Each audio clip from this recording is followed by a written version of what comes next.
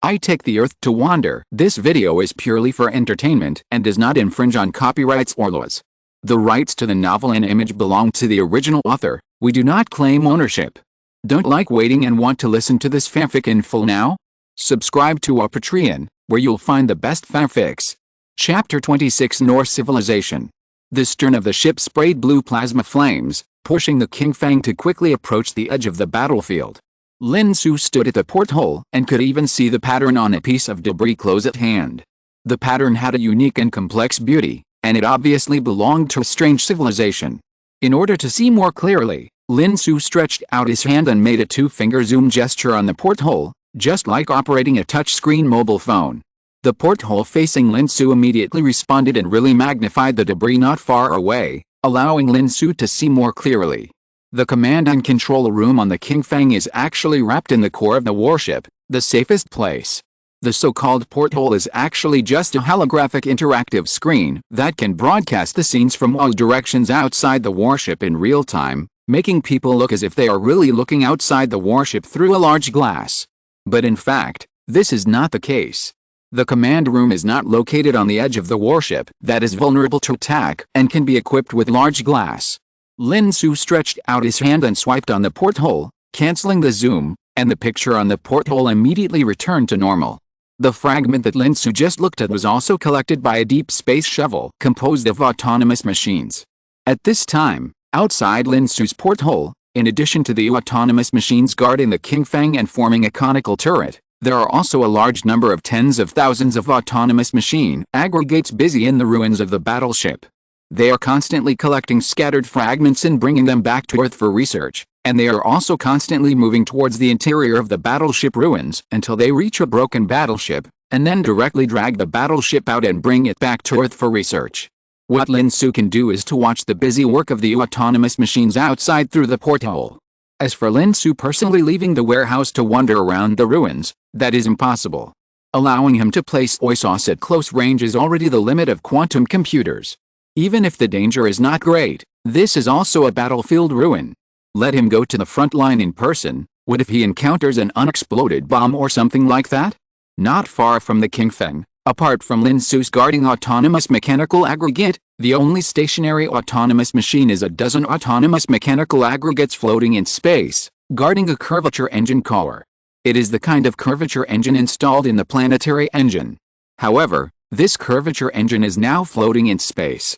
The size of a single curvature engine is about a kilometer, which is almost the same size as Lin Xu's King Fang. With a single curvature engine as the core, it is wrapped in a shell composed of hundreds of autonomous mechanical aggregates. In this way, this curvature engine can carry hundreds of autonomous mechanical aggregates and fly at superluminal speed. Even because it is lightly equipped, the speed can reach nearly 10 times the speed of light. It is far faster than the speed of the Earth at this time. It can be responsible for forward exploration and warning, and provide early warning for the Earth. Before, when the Earth was flying at twice the speed of light, it was this combination of autonomous mechanical aggregates and curvature engine cores that provided early warning for the Earth from all directions. By the way, the ability to maintain communication at superluminal speeds is also thanks to quantum communication technology. Unfortunately, the current quantum communication technology on Earth is still limited by distance, and can only be used within a range of 1/10 of a light year at most. It will not work beyond the range. However, it is enough to provide early warning. Moreover, 1/10 of a light year is already very far, equivalent to hundreds of times the distance from the Sun to Neptune. Lin Xu stood by the porthole and watched for a long time, until a large number of autonomous mechanical aggregates had stopped collecting samples and turned to explore deeper into the ruins. Lin Xu then returned to the captain's seat at the highest point in the command room. It was not until then that Lin Xu suddenly realized that even if he came here, he seemed to be unable to do anything. I thought that exploring ancient battlefields or interstellar battlefields should be very exciting and adventurous, but in fact, it was not my turn to take risks. It was all the responsibility of the autonomous machines. I was completely a mascot. Human Lin Xu, we found the opponent's core storage device in the broken battleship and read some of its contents. Baizing's voice sounded. The storage device is not damaged? Do you understand? Lin Xu immediately became alert again and asked. Some information can still be extracted from some devices. After a large amount of data comparison, although we cannot completely decipher the other party's language, we can still determine some information. Bionic explained. Tell me in detail. Lin Xu asked. This is a civil war between the same civilization. To be precise, the government army pursued the rebels and then annihilated the rebels here. The remaining government troops returned with the bodies of both sides, leaving behind this ruin. This is also the reason why we did not find any suspected alien corpses here. Lin Xu nodded slowly, and then asked the most concerned thing. Can you determine the main body of this civilization and its current location? The latest novels are first published on the 69th book bar. The main body of the civilization is a star system 30 light-years away from here. According to the pronunciation of this civilization's self-proclaimed name, perhaps they can be called the Norn. Bionic suggested. Then we can call them the Norsemen, but judging from their spaceships, their speed shouldn't be fast, right? How long will it take them to fly 30 light-years? Lin Xu said in disbelief. According to analysis, the speed of their spaceships is comparable to that of the long-distance fleets that humans set sail for 10,000 years ago, which is about 1% of the speed of light. Then it would take them at least 3,000 years to fly 30 light-years? Just to hunt down a group of rebels, they hunted them down for 3,000 years? Are they so persistent? Lin Xu's tone was full of disbelief. According to the information read, the rebels must have seized something vital, so important that they must be taken back at all costs.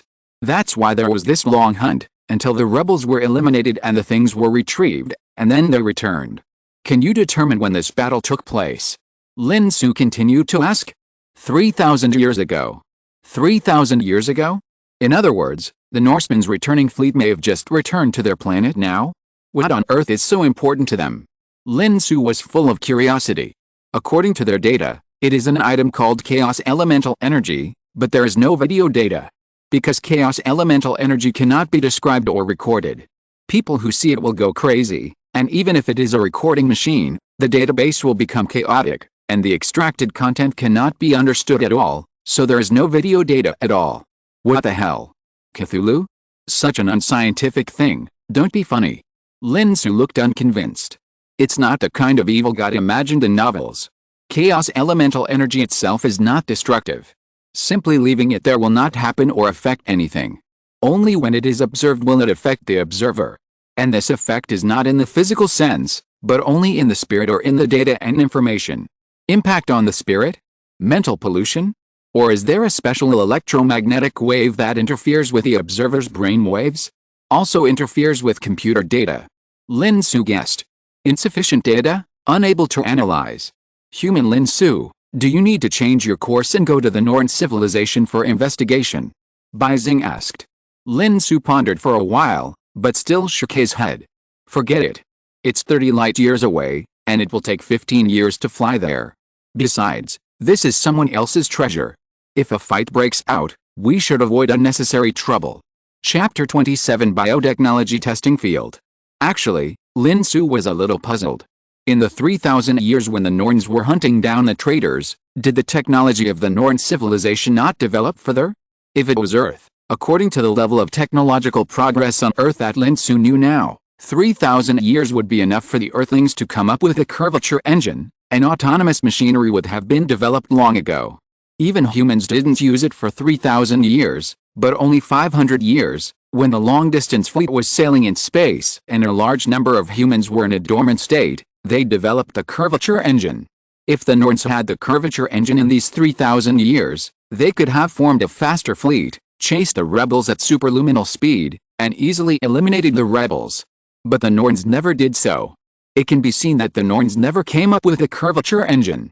Is the curvature engine really that difficult? Lin Xu is not a scientist, so he doesn't understand. But it seems that the Earthlings made it very easily. There are also autonomous machines, which Lin Xu didn't realize before. But now I really see alien civilizations and the ruins of the battlefield where alien civilization warships bombarded each other. Lin Xu suddenly realized that the human self-discipline machine seemed to be quite powerful. The continuous explosive development of the Earthlings' technology made Lin Xu a little confused. Regarding the Norn civilization and the chaotic energy, Lin Xu thought that these were the biggest gains from the battlefield ruins this time. So after seeing the huge ruins of the ancient battlefield up close, Lin Xu ordered the King Fang to return to Earth. After all, it was actually meaningless to continue staying on the edge of the ruins. It would be better to return to his own courtyard to watch TV series and play games. Anyway, there were only 3 months to reach the target galaxy, so Lin Xu did not plan to hibernate. He planned to use these 3 months to make up for various film and television works and games from the 21st to the 23rd century. He had made up for part of it before, but the massive amount of film and television works for more than 200 years could not be watched so quickly. Lin Xu still had a lot of inventory to enjoy.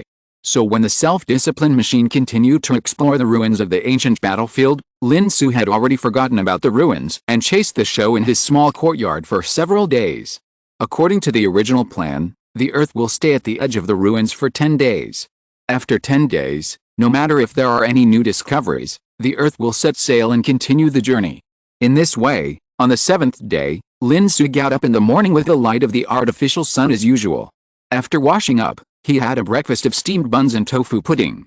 Then he sat under the tree in the yard, holding a tablet in his hand, and followed a new series of 2055. That is, Lin Xu entered a frozen hibernation state, and the new series 5 years later. It was not until mid-morning that he was awakened by the sound coming from the old radio on the table beside him. "Master, we found a space shuttle in the ruins." Zhengxing's voice came. "Space shuttle? There are a lot of such things," Lin Xu said puzzledly.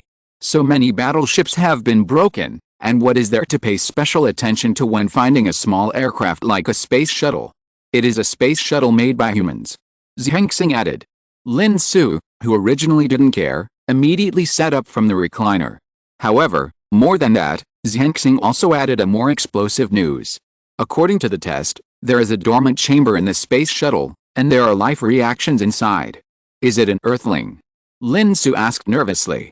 "It doesn't look like it." Zhengxing seemed to hesitate for a moment and answered. "It doesn't look like it." Lin Xu was puzzled. It was not until Lin Xu saw a holographic video sent by Zhengxing that he understood what he meant. The video showed an old-fashioned dormant chamber, which was the kind of frozen dormant chamber that Lin Xu had used when he had been sleeping for 10,000 years in the 21st century. The experience was not very good. However, this dormant chamber has an advantage, which is that it saves energy, and even does not require energy. As long as it remains still, it can be frozen forever. Unlike the later dormant chambers, the experience is good, but the energy consumption is too high. Such a small space shuttle must not be able to supply energy. And through the glass on the hatch of the dormant chamber, Lin Xu also saw the frozen figure in the dormant chamber. It turned out to be a female elf wearing fantasy-style armor, with shiny blonde hair and long ears, and an extremely beautiful appearance. That's right, it's the kind of elf in fantasy works. "This is not scientific," Lin Xu said immediately. "Master, we have extracted her hair for DNA testing, and the results show that it is still very scientific," Zhengxing replied. "What do you mean?" "Her gene sequence has obviously been modified by humans.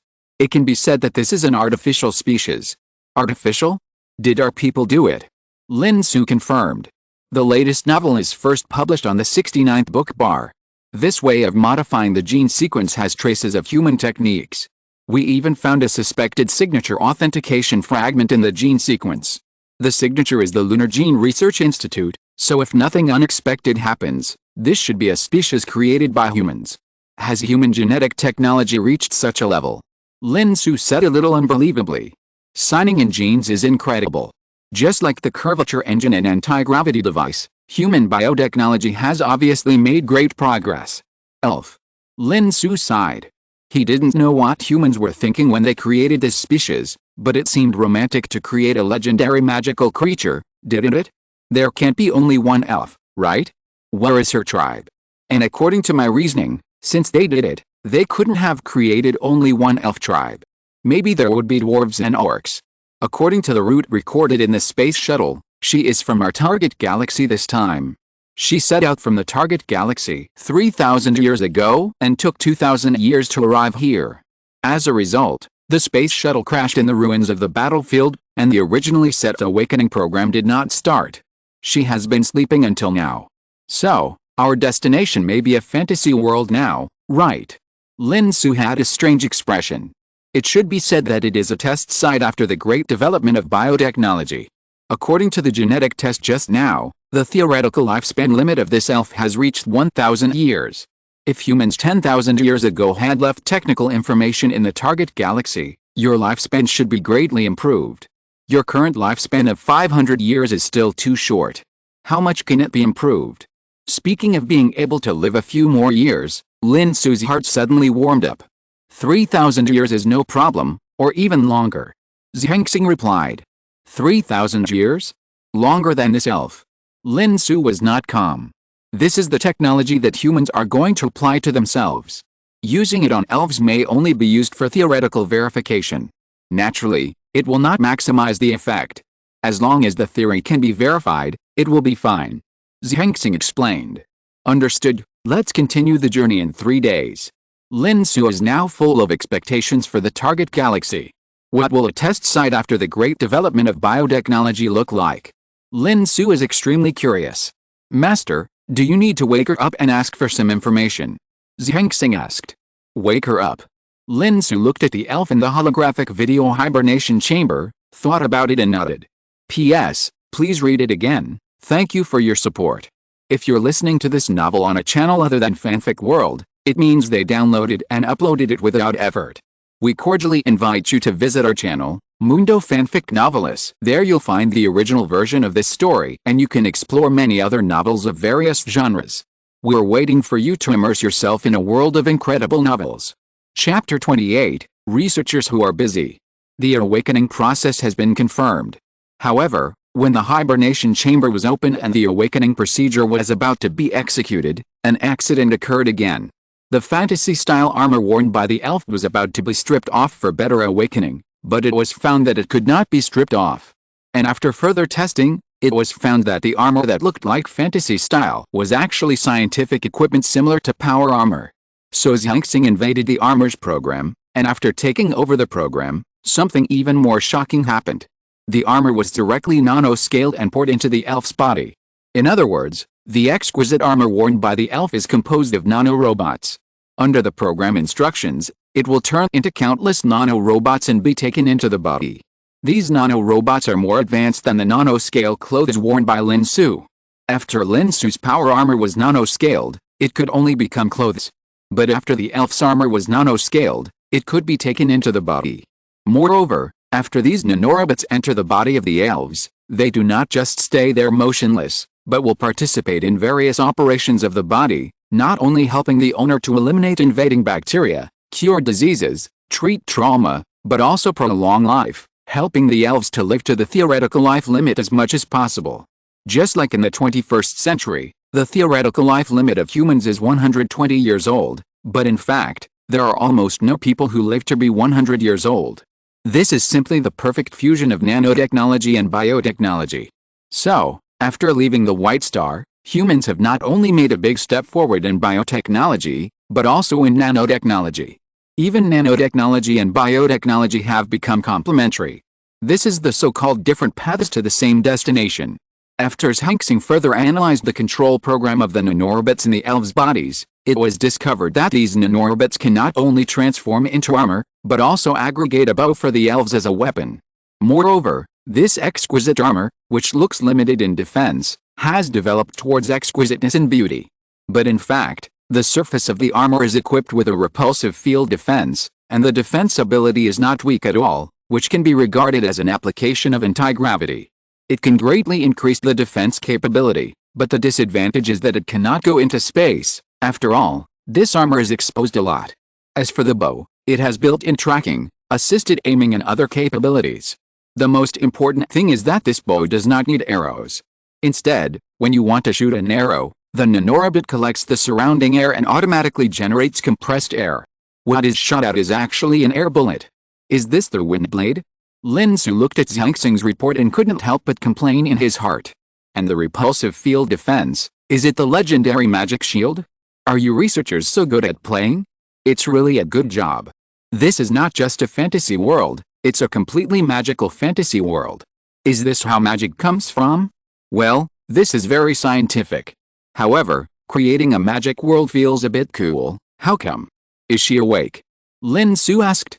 She is awake, but she can't remember who she is now, and she doesn't know what happened. Miss Qiu replied. Amnesia? Is it true?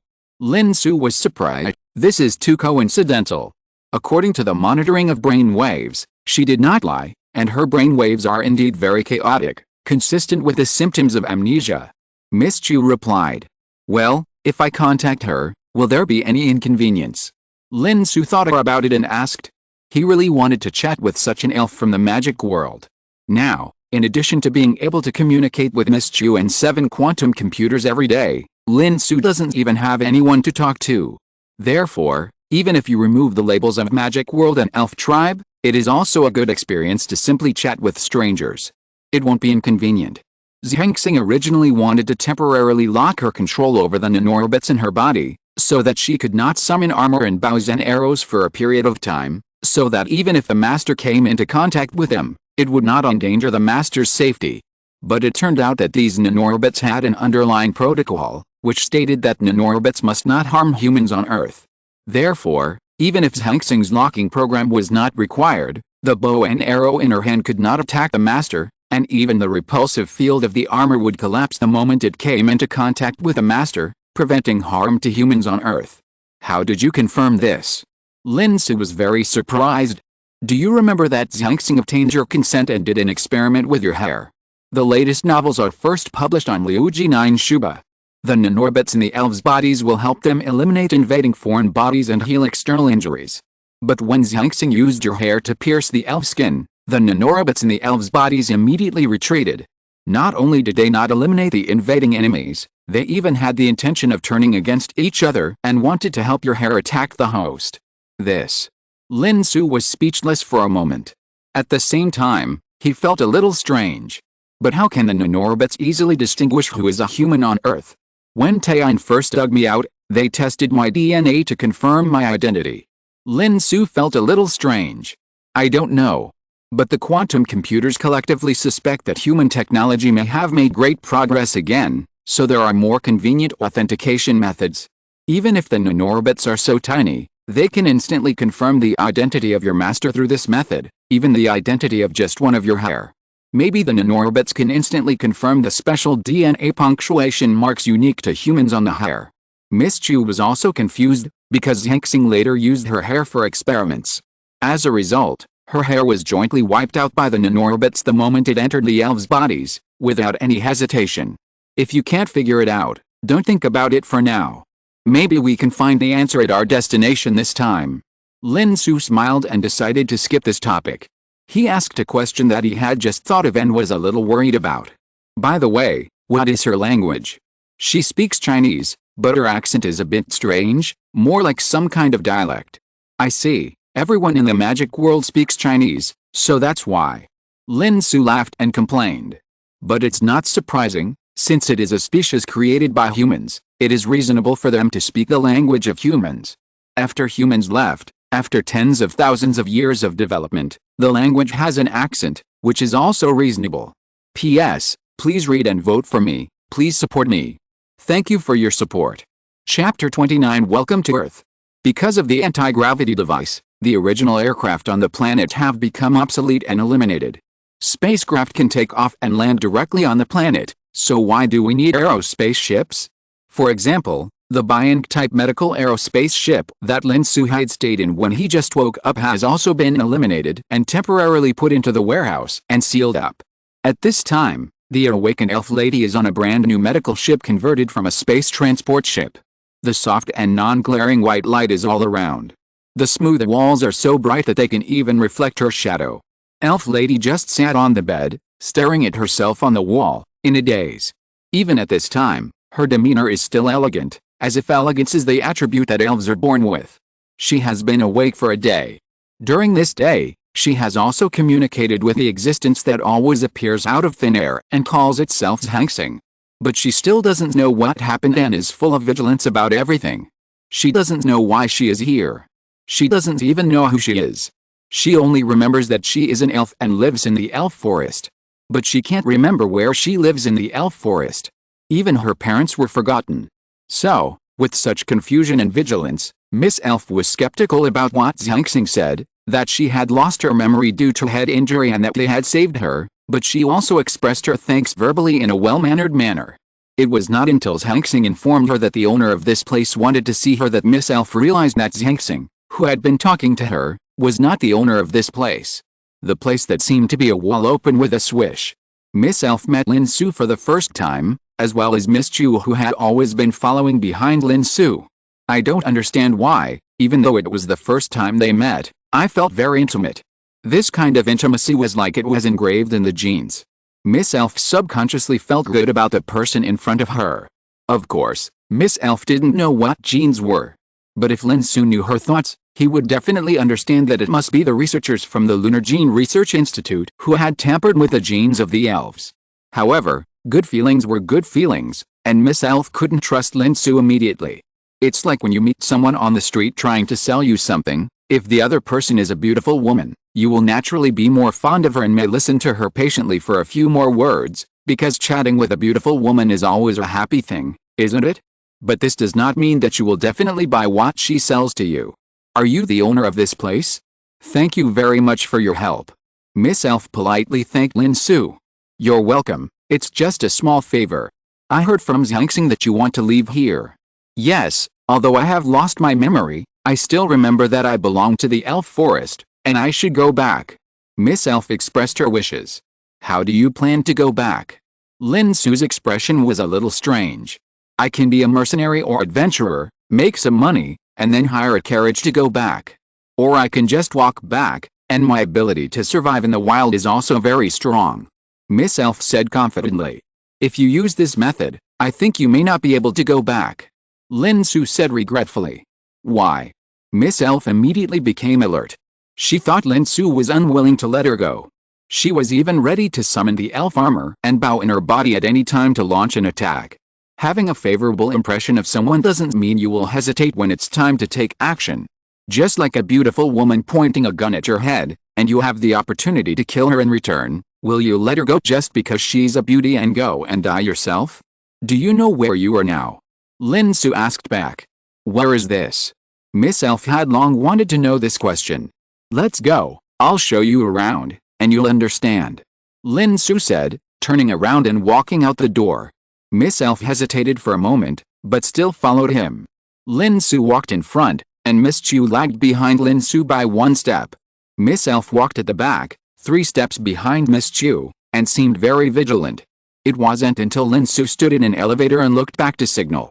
Miss Elf followed him into the elevator, a somewhat enclosed space. Then, the elevator began to rise rapidly. The 4 sides of the elevator were made of transparent glass, and the scenery outside could be seen. The latest novel is first published on 69shu.com. Looking at the layers of metal corridors outside, the same as before, Miss Elf could only sigh that this man is so rich. Is he a great magician who lives in seclusion? Is this his magic tower? But why can't we see the outside of this magic tower? Did he build the magic tower underground? Are we going up to the ground? Miss Elf knows that some great magicians will build magic towers into magic caves for concealment. But such a magic cave made of all metal is really too luxurious. Even the king of the dwarf kingdom, who is good at smelting, may not be able to use so much metal to pave the walls. Miss Elf was still thinking wildly. The scene in front of her suddenly changed. The elevator has risen to the top of the medical ship and directly came to the deck. Suddenly, the scenery of the whole world merged into Miss Elf's eyes. That incredible scene made all the random thoughts in her mind disappear. How to describe what she saw? Even the most magnificent scene described in the night novels she had read before was not as good as what she saw at this moment. The countless huge machines that covered the sky and were boundless were swimming in the sky like fish swimming in the sea. Any machine was countless times larger than the largest ship of the human race she had ever seen. One after another, as if they were pillars supporting the sky, spread towards the horizon, and it was hard to tell how many there were. She could even see that countless strange-shaped machines were building those pillars supporting the sky. Looking down again, the whole earth was frozen and boundless. As for the bright starry sky in the sky, she didn't notice anything unusual. She was still in the elevator and didn't know that there was almost no air outside the elevator. But she also knew that this was definitely not the world she originally lived in. It was not the holy demon continent where the orcs and humans fought each other all day long. Where is this place? Miss Elf lost her elegance and her voice couldn't help shaking. This is my world, welcome to Earth. Lin Xu welcomed. P.S. I'm a little stuck, so I sorted out my thoughts. Sorry. I'll continue to ask for monthly tickets and follow-up reading. Thank you for your support. Your support is my motivation to write. Chapter 30 Arrival at the Target System. Earth. Miss Elf was a little confused by the name. Yes, do you know this name? Lin Xu asked with some expectation. He didn't know if the humans on Earth had left any legends about the Earth in this biotechnology test site. Of course, it is also possible that the legend was left behind, but the brain-injured Miss Elf in front of him didn't remember it. Sure enough, Miss Elf shook her head. Lin Xu didn't care. Your world is called the Holy Demon Continent, right? I heard from Xiangxing's report that you mentioned this name. Yes, I remember a lot of common sense about the Holy Demon Continent, about magic, and about war. But I forgot everything related to me. It's just that my common sense seems to be useless now. Miss Elf seemed to have finally come back to her senses, but her eyes were still staring at the outside of the elevator. It's okay, this world is moving towards the Holy Demon Continent. In about 3 months, you will be able to return to the Holy Demon Continent. Lin Xu comforted. Approaching the Holy Demon Continent? Can I ask your purpose? Miss Elf immediately became alert again. Although she knew that if the man in front of her really had enough power to own the whole world, the Holy Demon Continent would not be able to resist him, and her worries were unnecessary. Don't worry, I'm not here to invade. And to be honest, there is nothing worth robbing you. I'm just passing by and taking back some things that originally belonged to my tribe. Lin Xu said lightly. Since Lin Xu said so, Miss Elf could only choose to believe it. Let's go, I'll take you back. You will continue to live here for the next 3 months. There are sound medical facilities here, which may help your amnesia. Miss Elf nodded. She knew she had no right to refuse. The situation she was facing at this time was countless times more bizarre than she had imagined at the beginning, and she also needed to sort out her thoughts. However, on the way back, she still made a request. Can you change me to a room with a window? Window? If you want a window, it's very simple. Lin Xu, who returned to the ward with the elf, pressed on the wall on one side of the room. In an instant, the wall slowly changed from solid to virtual. The wall with display function directly projected the outside world, making the whole wall seem like a floor-to-ceiling window. Everything outside the window can be clearly seen. Lin Xu pressed it again, and suddenly not only this wall, but all 4 walls, including the top and bottom, projected the outside world, as if they had become transparent. All of a sudden, Lin Xu, Miss Qiu, and Miss Elf seemed to be standing in the void. Miss Elf even froze in place for a while. After a moment, she tentatively moved a few steps and found that she was still in the room. At this time, Lin Xu had already left with Miss Qiu. Only the blonde Miss Elf was left alone in the room. 3 months passed quickly and slowly for Miss Elf. There are so many new things to explore here, especially when she was allowed to leave the room and explore around in the medical ship. And when the man named Lin Xu came to see her again, he also gave her a tablet computer full of fantasy movies and fantasy games. Although she didn't understand what fantasy meant, watching the stories of elves, dwarves, and orcs in the movies and controlling the orcs, elves, and dwarves in the game to experience stories were all very strange experiences. There were also dramas on the Holy Demon Continent, but they were not so interesting. It made her feel that 3 months had passed in the blink of an eye. But at the same time, she also felt that time passed very slowly. The purpose of this world going to the Holy Demon Continent has always troubled Miss Elf. She didn't know whether it would be a disaster or something else for the Holy Demon Continent when this world called Earth arrived in the Holy Demon Continent 3 months later. This torment made time pass very slowly. For Lin Xu, these 3 months were quite good. He made up for a lot of animations that he hadn't watched before and played a lot of games. The movies and games given to Miss Elf were all played by Lin Xu. Lin Xu wanted to see if these fantasy works could awaken some of her memories. So Lin Xu didn't give her works that were beyond her understanding, such as works related to modern society. He was afraid that her mind would be even more confused because she was already in a state of amnesia. The Earth has arrived at the target galaxy and started to slow down. Release the autonomous machinery, check the target galaxy, and find the planet where the Holy Demon Continent is located. The autonomous mechanical aggregate early warning agency left by humans 10,000 years ago was discovered. With the authorization of the owner, the autonomous machinery was restarted and the database was read. In Lin Xu's small courtyard, The simulated sunlight in the sky adjusted the brightness to the late night mode. According to the Earth time, it was not night yet. The latest novel is first published on the 69th book bar. It is just to make the holographic projection displayed in front of Lin Xu clearer. Lin Xu listened to Xiangxing's continuous reports and watched the Earth docked in the target galaxy. Soon, the autonomous machinery searched for the planet where the Holy Demon continent is located. Because it is too obvious. In the entire galaxy, only this planet is at a suitable distance from the star, can have spring, summer, autumn and winter, and has a clear atmosphere on it. Looking from space, you can see the clear sea and the green land. If this is not the planet where the Holy Demon continent is located, Lin Xu would write the name upside down. However, after reading the database of the autonomous mechanical aggregate, it was not as easy to obtain the exact location of the curvature engine factory on the white star as in the Proxima galaxy. In the database of the autonomous mechanical aggregate, it is indeed shown that there are several laboratories on the Holy Demon continent. But there is no specific location of the laboratory. Because the confidentiality level of the laboratory is higher than that of the factory, it is not recorded in any random database. However, even so, Lin Xu is already very satisfied. At least I know that there are really human laboratories on the Holy Demon continent. That's enough. Anyway, it's just a planet, and you can always find it if you look for it. Lin Xu only hopes that the laboratory can still keep the research data of the year. Not only biotechnology that prolongs life, but also nanotechnology that can complement biotechnology. Lin Xu is also very envious. If the power armor can be nano-sized and enter the body, it will be more handsome than turning into clothes. More importantly, nanorobots that enter the body can also help eliminate bacteria, cure diseases, treat injuries, and prolong life. It is really exciting. P.S. Please read and vote for me. Thank you for your support. Thank you everyone. Chapter 31 Test Site Planet 1. Holy Demon Continent, the City of Radiance. This is the jewel in the crown of the human race, and the most prosperous city on the continent.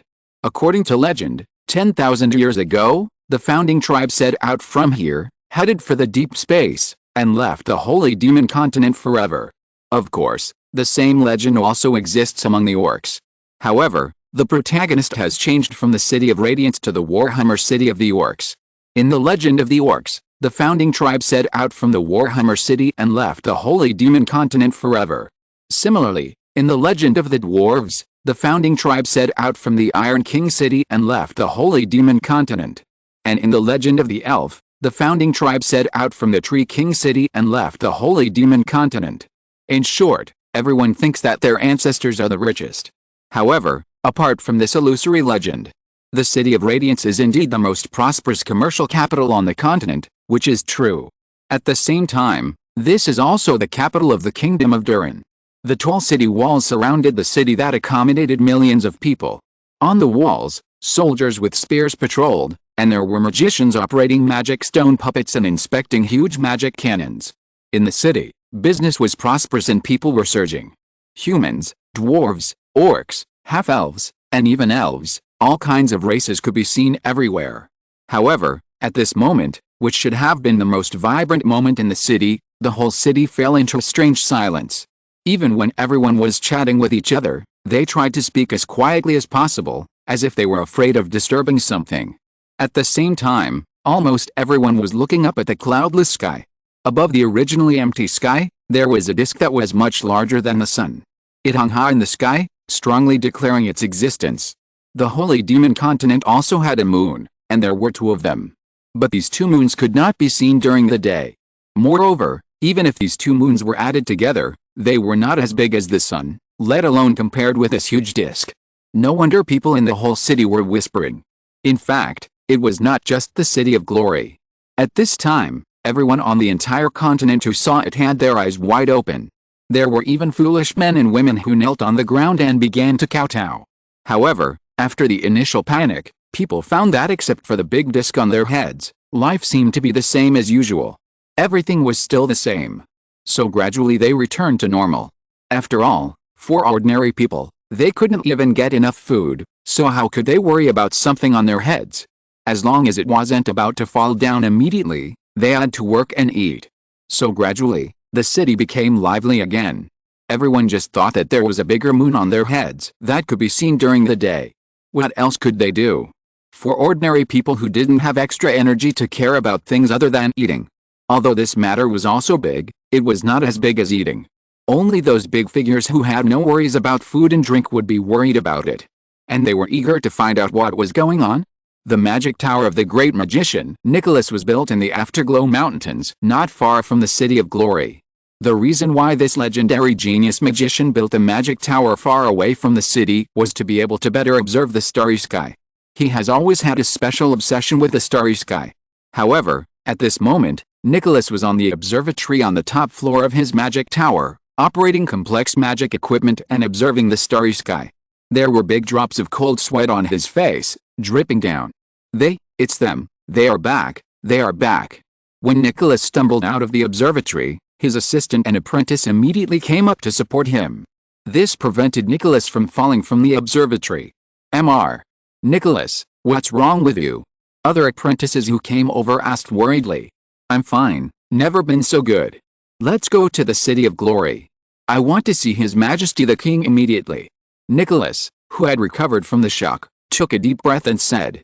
At the same time, he waved the magic wand in his hand, and with a levitation spell, the whole person flew to the lower level of the magic tower. He wanted to tidy up his appearance. After all, he was going to see His Majesty the King. Now, this sloppy look after staying in the laboratory for too long is not good. Similar situations are still happening everywhere in the Holy Demon Continent. The latest novel is first published on the 69th book bar. The Elves' Tree King City has welcomed the envoys sent by the elders who guard the sacred tree. The Iron City of the Dwarves is already holding a parliament. In the tribes of the Orcs, some aging shamans have also left their tribes and set out on the road to the Warhammer City again after a long absence.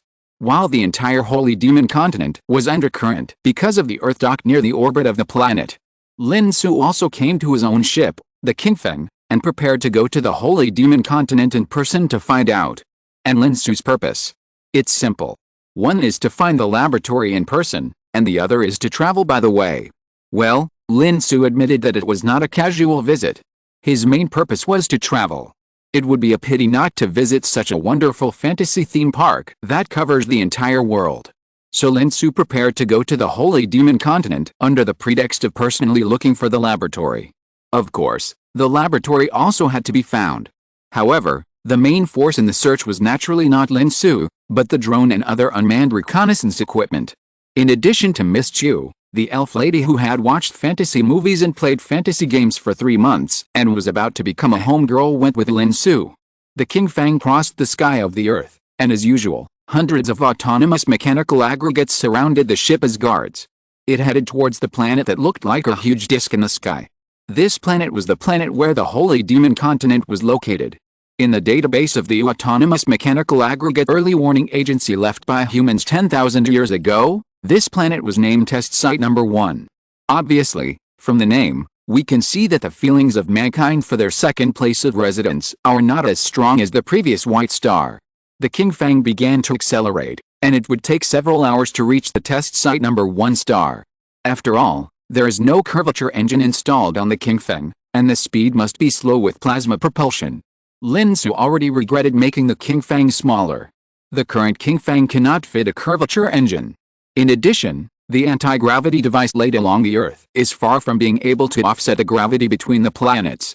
Otherwise, he would have driven the Earth directly to the Test Site Number 1 star and hit it in the face, and it wouldn't have taken so long to fly. The planet hits the face. Lin Xu thought about it and was a little bit looking forward to it. The feeling of looking up and the whole sky being occupied by another celestial body. People with giant phobia will definitely go crazy. P.S. Please read and vote for the monthly ticket. Thank you for your support. Your support is the motivation for me to write. Thank you everyone. Chapter 32 Non-Orbit Aggregates. Is this the glowing city? Lin Xu floated on a hill not far from the glowing city, looking at the fantasy-style city, his eyes sparkling. He felt like a child about to rush into an amusement park. Yes, this is the glowing city, the largest city of the human race, and the capital of the Kingdom of Durin. Miss Elf looked at the glowing city in the distance, her eyes also very complicated. She didn't expect that she could actually return to the Holy Demon Continent again. Although she no longer remembered who she was, She still felt very close to the familiar holy demon continent. Then let's go, Lin Xu said, waving the small anti-gravity generator disguised as a magic wand in his hand. Immediately, the anti-gravity generator began to generate a repulsive force opposite to the gravity of the planet, and slightly deflected the opposite direction of the repulsive force, and Lin Xu flew towards the glowing city. Behind Lin Xu, there were Miss Qiu and Miss Elf, who also held magic wands. Now Lin Xu and Miss Qiu have changed into human-style clothes of the Kingdom of Durin. Miss Elf is wearing elf-style clothes. The three of them soon arrived at the city gate and landed. Flying is prohibited in the City of Glory. This is not just a decree, but also because a forbidden magic field has been set up above the City of Glory, making it impossible to use magic in the sky above the City of Glory. It is said that there were many magicians with their heads up in the sky who rashly broke into the sky of the City of Glory and fell to their death. It was not until the forbidden magic field of the City of Glory became more and more famous and everyone knew about it that there were no such unlucky people. Lin Xu, Miss Qiu and Miss Elf, whether in their dress or in the magic wands in their hands, showed that they were not ordinary people. The so-called guards did not make things difficult for them, and even did not collect the city gate tax and let them enter the city. Walking on the street, Lin Xu saw more elves, orcs with obvious beast features, and short and sturdy dwarves. Unfortunately, these orcs are not the cute beast-eared girls, but rough and muscular orcs. This makes Lin Xu a little disappointed. Of course, in addition to these fantasy creatures, what interests Lin Xu more is all kinds of magic. Kaiming, how is the research? Are there any results? Lin Xu looked at the sky of the City of Glory. He is now very curious about this forbidden magic field. Lin Xu's self-talk was also conveyed to Kaiming through the communication device he carried with him, and then Kaiming's voice sounded in the micro-earphone in Lin Xu's ear. Similarly, Miss Qiu could hear Kaiming's words, but Miss Elf couldn't. The forbidden magic field here is actually a signal jammer that can interfere with the control of nanorbits and make magic ineffective. Kaiming has found out the truth about the forbidden magic field. Signal jammer? Is it powerful? Lin Xu looked at the clothes he was wearing. This Duelin Kingdom costume was formed by changing the appearance of his power armor after nanoization. If it also affects his control of nanorbits, it will be troublesome. Master, please rest assured that this signal jammer can only work on users with low authority. You have the highest authority, and the nanorbits will actively resist the interference and stabilize the signal. Kaiming explained. Controlling nanorbits also requires authority. Although low authority users can control nanorbits are not active, just like a dead fish. They receive an instruction, execute an order, and muddle through. Sometimes, even when you have prepared flowers, gifts, and confessions, it will ignore you if it is unhappy, and the magic will fail. You still have to coax it for a long time. This is the general state of magicians releasing magic, and they have to beg the nanorbits to work. But it is different for high authority users. You will feel that the nanorbits that were originally dead fish have instantly become licking dogs, willing to do anything, and even actively unlocking, and in turn pleasing you, fearing that you will be dissatisfied and unhappy. They will coax you to be happy in various ways. In short, Lin Xu couldn't understand those complicated technical terms. Anyway, Kaiming said it was okay, so he took it as okay. He found a hotel that looked more upscale and paid with the temporarily suppressed silver coins of the Kingdom of Durin. Because the silver coin was too exquisitely made, far exceeding the silver coins usually used, and accompanied by two beautiful maids, one human and one elf, the innkeeper thought that he was a noble son who was out for fun. So in order to avoid trouble, the quietest room was specially selected for Lin Xu. After the innkeeper respectfully left, Lin Xu was in his own room, looking at the magic lamp hanging above the room and studying it. Master, do you need to take it down? Miss Qiu asked. No, I'm just a little curious. It is said that this thing is made of magic crystal stone containing magic power. As long as it is placed in a light place during the day to store light, it can release light at night. Lin Xu asked curiously. Yes, the street lamps on the streets of the City of Glory are like this. They absorb sunlight during the day and illuminate the night sky at night. Miss Elf explained to the two. It's really a convenient thing. So what exactly is this magic crystal stone, Kaiming? Lin Xu asked Kaiming this time. The latest novels are first published on the 69th book bar. Nano-robot aggregates. Kaiming answered concisely. Lin Xu nodded and randomly asked the elf Miss who still couldn't hear Kaiming's voice. Where did you get this magic crystal stone? The holy demon continent contains rich magic crystal ore, so it was mine naturally. When the elf miss said this, her expression was even very proud. Although Lin Xu's earth is magical, there is no magic crystal ore. This makes the elf miss more certain that the holy demon continent is special. Magic crystal ore. Lin Xu's expression is subtle. It should be that the nano-robots that humans did not take away after leaving that year gathered together on their own to form the so-called magic crystal ore. Kaiming explained. Nature is really magical. Lin Xu sighed. I didn't expect that the nano-robots that humans did not take away would be regarded as some kind of mineral deposits by the people of this world after a long time. Miss Elf thought that Lin Xu was impressed by the magic of the land of the holy demon continent, so she felt a little proud. Soon, it was night. The magic lamps on the street absorbed the sunlight during the day, and released light at night, decorating the entire glowing city with brilliant lights. This is also the origin of the earliest name of the glowing city. And this so-called magic lamp, in Lin Xu's view, is nothing more than an orbit that absorbs solar energy during the day and releases the light of solar energy at night. It's very simple. However, this glowing city full of fantasy is indeed a bit beautiful at night. So Lin Xu also came to the street at night, intending to experience the nightlife of this world. P.S. Please vote for the monthly ticket and read it again. Your support is my motivation for writing. Thank you everyone. Chapter 33, Fear the Truth and Master the Truth. Your Majesty, it's the Founding Clan. The Founding Clan has returned. Great Magician Nicholas excitedly reported his stargazing discoveries to Durin IX, the past of the Kingdom of Durin. However, Durin IX was not as excited as Nicholas imagined. Master Nicholas, are you sure that the moon that suddenly appeared is related to the Founding Clan? Durin IX asked calmly while sitting on the throne. The moon? Your Majesty, it's not a moon, it's a planet as big as the holy demon continent. Nicholas reminded solemnly. In my opinion, there is no difference. Master Nicholas, I agreed to meet you, not to listen to your wild conjectures. The so-called Founding Clan is just a legend. And even if there is a Founding Clan, it's just because they were the first to master the power of magic. So in the eyes of the ancient ancestors of various tribes, they are so incredible. But now we also master the power of magic, we are no worse than them. Your Majesty, the Founding Clan is definitely not a legend. Nicholas blushed.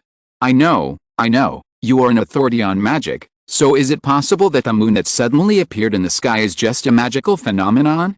Just like the red moon and the blue moon. It's just that there is now an extra moon that can be seen during the day.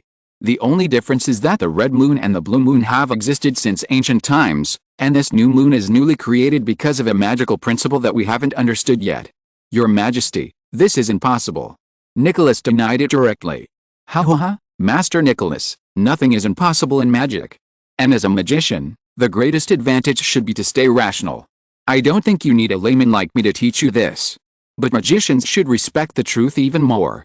Nicholas argued. But the truth is in our hands. Magic is the truth, and we master magic. Magic is omnipotent, so we will be omnipotent in the end. Don't be superstitious about the so-called founding race. Even if they mastered magic first, our Durin kingdom now represents the forefront of magic development. Countless magic devices have been created. We have magic cannons made of magic crystals to fight for us. We have also invented magic stone puppets to build for us. We have also bred babies who don't need mothers and experiments. We will have the ability to create life sooner or later. Even if the founding race really returns, what does it matter? The truth is no longer just in their hands. We master magic, so we are the truth. Durin IX's ambitions completely left Nicholas speechless. He even couldn't help but start to doubt himself, whether he really deified the founding race too much. Among the upper class of the entire Durin kingdom, this blind optimism is obviously not only shared by Durin IX. The Durin kingdom has the leading magic technology in the continent, and the City of Glory is the first city that never sleeps on the entire continent. In addition, the continuous progress and development of magic technology and the continuous technological breakthroughs have given the upper echelons of the Kingdom of Durin full confidence. They believe that they are about to master the entire truth of magic. In the parliament of the Iron King City, more than a dozen dwarf councillors have been arguing for a long time. I said, that's the founding tribe? It's definitely the founding tribe that has returned. What can you guarantee, Lahore? Lahore, we also hope that it's really the founding tribe, but you have to know, What if it's not? So we have to be prepared. Prepare for what? Prepare for battle. No one knows what the changes in the celestial phenomena will bring. Even if it doesn't bring anything, we have to be on guard. The orcs may take the opportunity to launch an attack. But that's definitely the founding tribe. Okay, Lahore, we know you are a worshipper of the founding tribe, but that is already an ancient legend. What happened 10,000 years ago, except for those elves who lived long enough, who has a clear record? So, let's not talk about this, let's be prepared for the orcs' possible attack. The Warhammer city is not as prosperous as the Glorious City, nor is it filled with a lot of steel like the Iron King City. It even looks a bit run down here, and it's obvious that the orcs are not having a good time. In a few luxurious and tall buildings, shamans from various tribes gathered and were discussing something. Compared to the quarrels in the Dwarf Council, the atmosphere here seemed much more harmonious. Because they had already reached a consensus on something, but they just lacked an excuse to convince the people. And now, this excuse was delivered to the door. The Star of Disaster, it is a star of disaster. Yes, the newly appeared moon will bring disaster to the entire Holy Demon continent. This is a test from our great ancestors. Everything is the fault of the human race. Attack the human race. Attack the human race. Conquer the City of Radiance. Conquer the City of Radiance. In just a short time, the shamans had agreed on everything. Then, they announced the result to the orcs who had already gathered in the huge square of the Warhammer city. So, the great shaman Malzatar, with some clumsy steps, slowly stepped onto the high platform of the square. He explained everything to the orcs.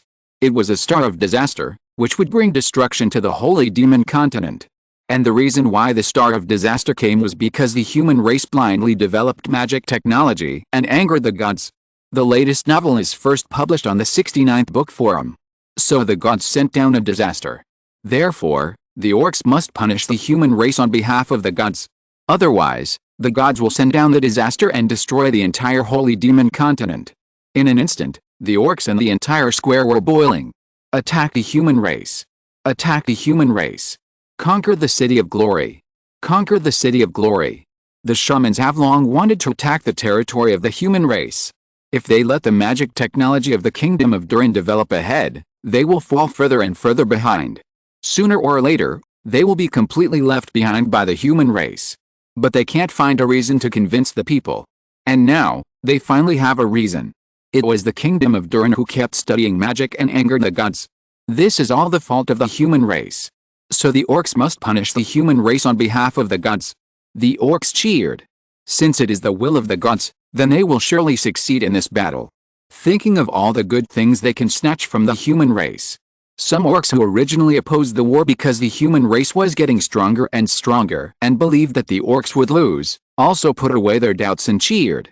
Since there's the blessing of the gods, victory is a good thing.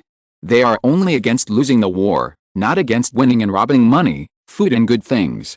P.S. Please vote for me and read on. Your support is my motivation for writing. Thank you for your support. Chapter 34: A very scientific battle. The underground arena in the City of Glowing Light. Lin Xu spent a few silver coins to find out more about this place. With Miss Qiu and Miss Elf, the three of them covered half of their faces with hoods, paid the ticket money, and went in to watch the excitement. The ring surrounded by iron railings is the arena. Surrounding the arena is a crowded crowd. The pungent smell of sweat kept pouring into Lin Xu's nose.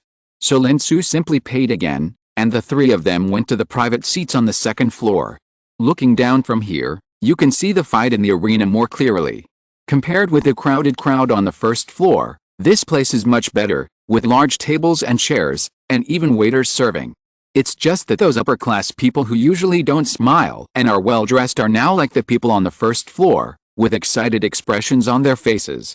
Obviously, they enjoyed the fight that just ended very much, but it's a pity that Lin Xu came too late and couldn't see it.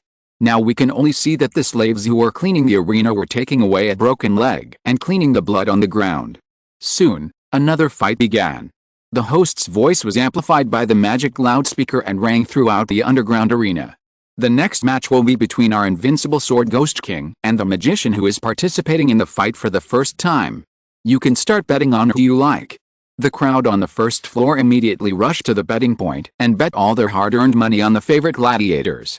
Obviously, Everyone was more optimistic about the familiar sword Ghost King. As for the new magician, few people bet on him.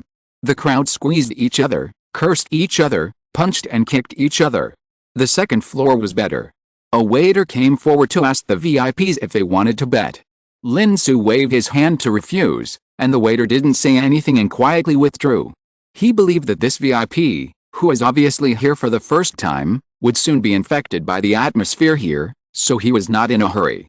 The game begins. The host standing outside the iron railing announced loudly. The two people standing opposite each other on the field immediately started fighting. The sword Ghost King was a huge orc with solid muscles all over his body. The two fangs in his mouth were extremely obvious. He waved a big sword in his hand and rushed towards the magician. Lin Xu stretched out his hand and tapped his temple. The clothes transformed from the nano-powered armor immediately formed a pair of monocles on Lin Xu's right eye. Suddenly, the nanorobots all over the body of the orc sword Ghost King flowed and appeared in Lin Xu's eyes. The nanorobots flowing in the orc's body are the so-called magic power of the people in this world. Lin Xu saw these nanorobots rushing to his legs in the orc's body, assisting the orc with explosive power, and leaping towards the magician. The big sword in his hand was obviously enchanted with magic crystals, which echoed with the magic power in the orc's body. The big sword suddenly seemed to be burning, and the whole red turned red, like a hot iron. That was the effect of the nanorobots pushing the iron atoms in the sword to rapidly move their atoms, causing the temperature of the entire sword to rise rapidly. This was the most proficient combat skill of the sword Ghost King, the Crimson Sword. Swinging the Crimson Sword, the sword Ghost King slashed at the magician with one sword. The magician waved a magic wand in his hand and released a magic shield.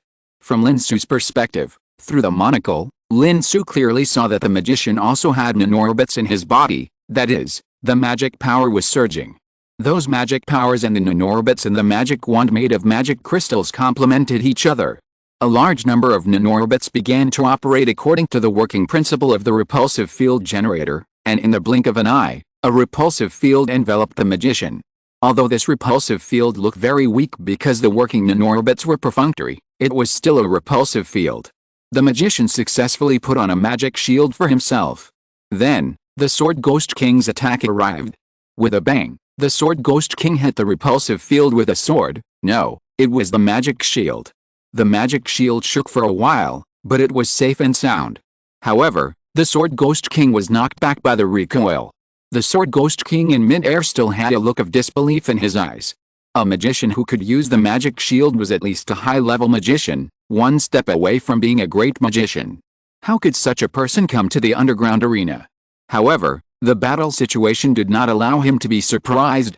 The magician's magic had already followed. A large number of nanorobots captured free electrons from the air, and then gathered a ball of paste composed of countless free electrons into a ball and threw it towards the sword Ghost King. The latest novels are first published on Liuji 9 Shuba. Magic, explosive bomb. Well, it's actually a plasma bomb. With a bang, it hit the sword Ghost King. In an instant, the sword Ghost King didn't even have time to scream, and the whole person was blown into massive bloody fragments, most of which were still burnt. The residual power of the explosion even blew a big hole in the iron railings wrapped around the ring. The broken iron hit the crowd surrounding the ring, and wailing sounded everywhere. It can be seen that the power of this explosive bomb is great. Explosive bombs are a common magic of magicians, but normal explosive bombs are not so powerful. It can be seen that the person who released the magic is not ordinary. The knowledgeable people on the second floor stands have already discovered that this person who can release magic shields and use powerful explosive bombs may really be a high-level magician. So even the manager of this underground arena at this time was a little dissatisfied with the behavior of this person who came to mess up the place, but he didn't say much. Instead, he immediately went to personally welcome the high-level magician out of the ring. Not only did he pay the fee agreed at the beginning, but he also gave a lot more. But these have nothing to do with Lin Xu. Afterwards, the fight continued. Lin Xu watched a lot of games, and after analyzing so many games, he gradually discovered some situations. For example, up to now, the nanorobots, that is, magic power, in the bodies of the magicians and warriors he has seen are far inferior to the elf lady beside him. Even the high-level magician who can use the magic shield is far worse than the elf lady. Lin Xu has not seen anyone who can summon nano armor and nano bows at any time like the elf lady. They can only control their nano-robots to operate in their bodies and help them release magic, but they can't control these nano-robots to form any tools outside the body, whether it is arm or weapons. And the magic wands or weapons they hold are also made of magic crystals and cannot be taken into the body at all. Therefore, after a real in-depth investigation of this world, Lin Xu found that he has not seen anyone like the elf lady who has nano-armor and nano-bows that can be taken into the body. Obviously, this elf lady should have a high status in the elves. P.S. Please vote for the monthly ticket and read the book. Your support is my motivation for writing. Thank you for your support. If you're listening to this novel on a channel other than Fanfic World, it means they downloaded and uploaded it without effort. We cordially invite you to visit our channel, Mundo Fanfic Novelists. There you'll find the original version of this story and you can explore many other novels of various genres. We're waiting for you to immerse yourself in a world of incredible novels. Chapter 35 You Give Money, You Are the Best. After leaving the underground arena, Lin Xu and the other two came to the Adventurer's Tavern, a must-have place in the fantasy world. Sitting in the corner, drinking a glass of inferior wine, Lin Xu couldn't help but grin, but continued to drink. After all, this is a specialty, and you can't drink it again if you leave here. In front of the bar of the tavern, there was an adventurer who was a low-level magician with messy hair like a bird's nest, talking to the other tavern regulars with saliva flying. Everyone listened to him seriously and exclaimed from time to time. After all, magicians are still rare in the group of adventurers.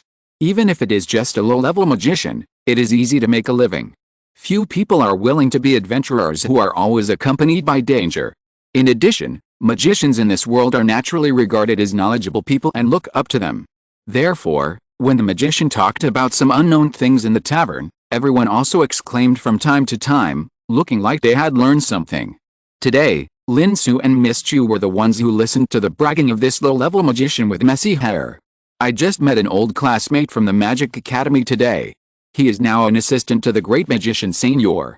He said that the new moon in the sky is actually a magical phenomenon that has not been confirmed. You will see that it will not take long for the Magic Academy to study the principle of the new moon. What? You don't even know who Master Senior is? He is a famous magician. Have you heard this? The magician immediately changed his tone, as if he was imitating the great magician Senior. The building of magic has been completed, and there are only some finishing work left, and I am engaged in finishing work. Then he returned to his normal tone. Look, this is said modestly and low-key. I don't know when I can become a person like Master Senior. As he said this, the magician fell into some kind of fantasy and stopped talking for the time being. Seeing that he was silent, the tavern soon returned to its original lively state. The low-level magician with messy hair seemed to be in a bad financial situation, otherwise he would not have come to be an adventurer. He drank the last bit of wine in the cup, and saw that no one came to invite him to drink. He felt that he had said so much just now, but it was really in vain, so he was ready to leave. At this time, a figure with a hood on his head came to his side. My master wants to talk to you, Miss Qiu said. I'm ready to go back, the magician deliberately said as he twisted his bird's nest-like hair. He was waiting for the other party to ask him to drink a glass. Unexpectedly, the other party did not play by the routine. Miss Qiu took a silver coin directly in front of him. At that time, the magician's eyes lit up. This silver coin was enough for him to live for a month. Oh, your master is such a generous gentleman, it's an honor to meet him. The magician's eyes flashed with the light of money, and he held the silver coin close to his palm. At the same time, he did not forget to make a standard magician etiquette of touching his chest with one hand to Miss Qiu to show his respect for the gold owner. Just like that, Miss Qiu led the magician with the bird's nest hair towards Lin Xu. The magician did not forget to tidy up his clothes while walking, and even straightened his hair a little. After all, he was going to meet the sponsor, so he had to show due respect. Hello, sir, I am Luke, a low-level magician, and I offer you my sincere greetings. Magician Luke once again performed the magician's etiquette of touching his chest with one hand to Lin Xu, but this time he bent his waist a little deeper. You're welcome, Mr. Luke, please sit down. Lin Xu sat in his seat without moving, just smiled at Luke and said. Luke also smiled and sat down in the seat next to Lin Xu. You can just call me Lin Xu. Mr. Lin Xu, it's the luckiest thing that has happened to me in the past year to meet you. Luke complimented the sponsor, and at the same time did not forget to ask Lin Xu's purpose. I heard from this lady that you want to talk to me? What do you want to talk about? As long as I know it, it's fine. Mr. Luke, I want to know what the essence of magic is. Lin Xu asked after a pause. He wanted to know what the magicians in this world think about magic. Of course it's magic power. Luke answered as a matter of course. Then what is the nature of magic power? Lin Xu asked. Magic particles, the textbooks of the Magic Academy clearly state it. The latest novels are first published on 69 Shuba. Then what is the nature of magic particles? Lin Xu asked. Magic particles are magic particles, which are the most basic and smallest magic units in nature that are invisible to the naked eye. If I say magic particles, they should actually have another name, called nanorobots.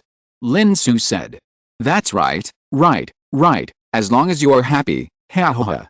Luke laughed. Anyway, you are the sponsor, you have the final say, even if you say the moon is square, you are right, because you paid for it. Lin Xu smiled and did not continue the topic. Instead, he put a silver coin on the table and pushed it in front of Luke with one finger before continuing. Mr. Luke, can I ask how you first entered the Magic Academy and how you started learning magic? Of course, it's not a secret that can't be told. Luke grabbed the silver coin with shining eyes and put it in his arms. As for me, I have been very smart since I was a child. Everyone said that a smart child like me will definitely become a magician in the future. So my father, who was farming in the countryside, was determined to borrow money and send me to the magic preparatory school.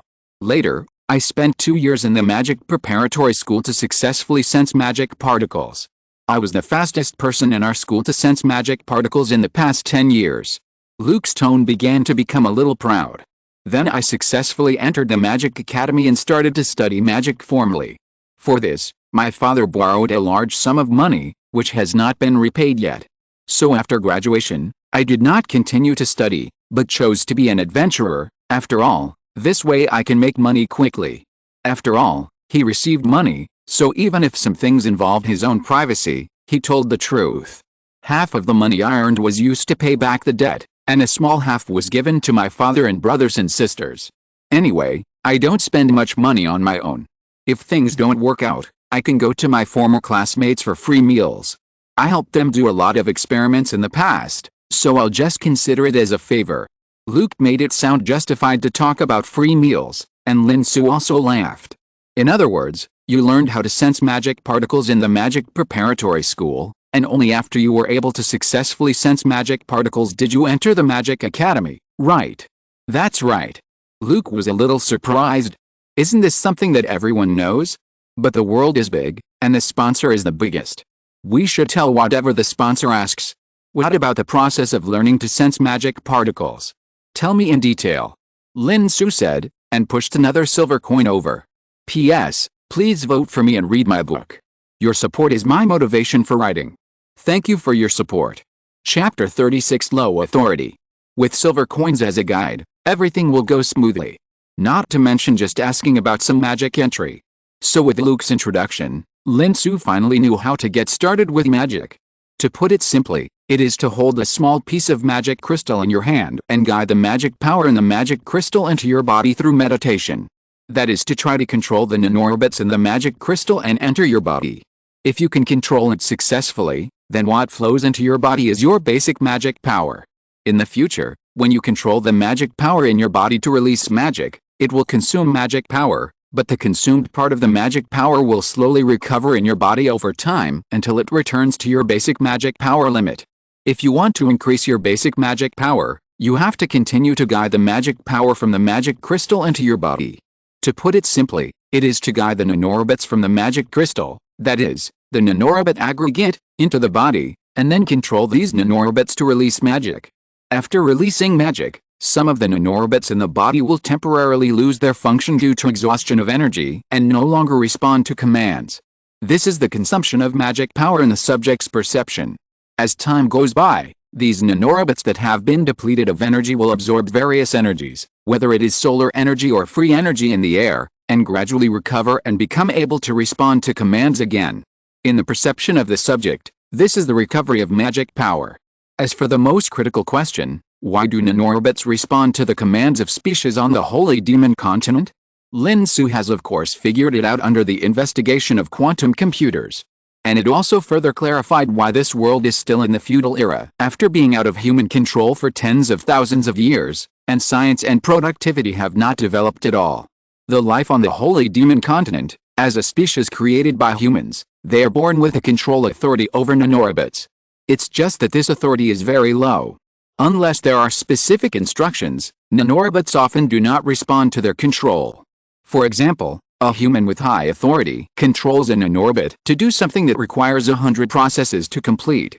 As long as they imagine the desired result, the nanorobot that receives human thinking will take the initiative to complete the 100 processes and finally obtain the desired result.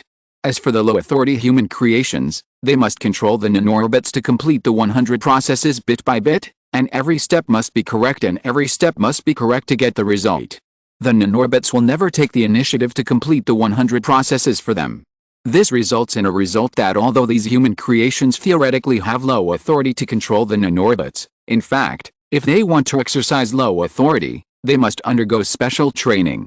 For example, with the help of meditation and other methods, they can clear their distractions and purify their thinking, so that each of their instructions can be clearer, and the magic power, that is, the nanorobots, will not make a mistake in one of the 100 processes of releasing magic because of the distractions in your mind, resulting in the inability to release magic. Obviously, not everyone can train themselves to this level. In many cases, it even depends on talent. People with high talent can do it after training for a period of time. People with low talent cannot do it even after training for a lifetime.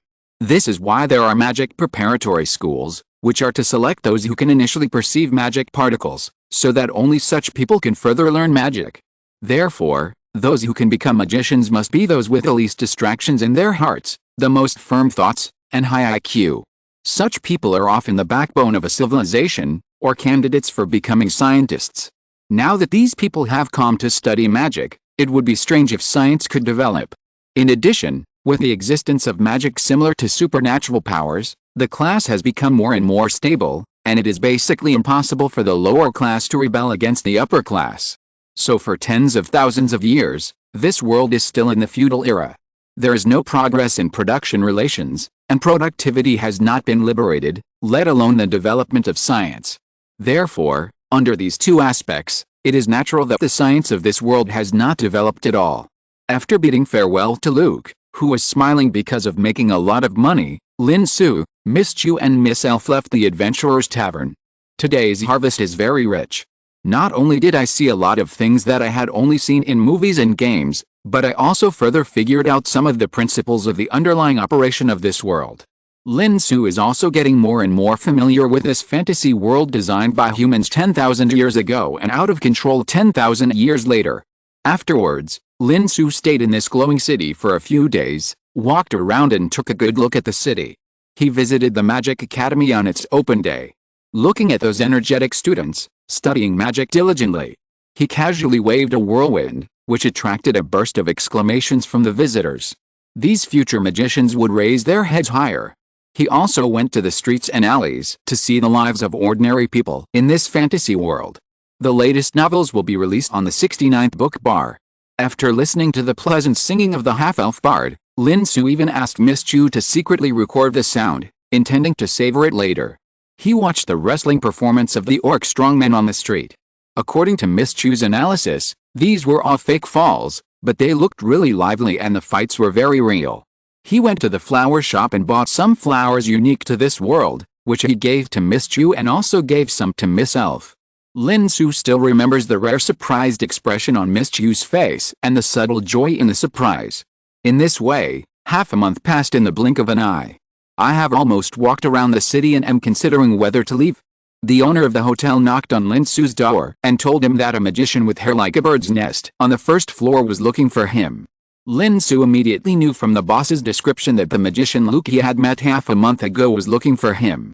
Before they separated, Lin Xu did leave his hotel address. Because Lin Xu was very interested in the magic towers of the magicians in this world and wanted to visit them. It's a pity that the magic towers are not open to the public, and there is no way to find an opportunity to enter them. But Luke patted his chest and assured Lin Xu that as long as the money was in place, he would find a way to make him get what he wanted.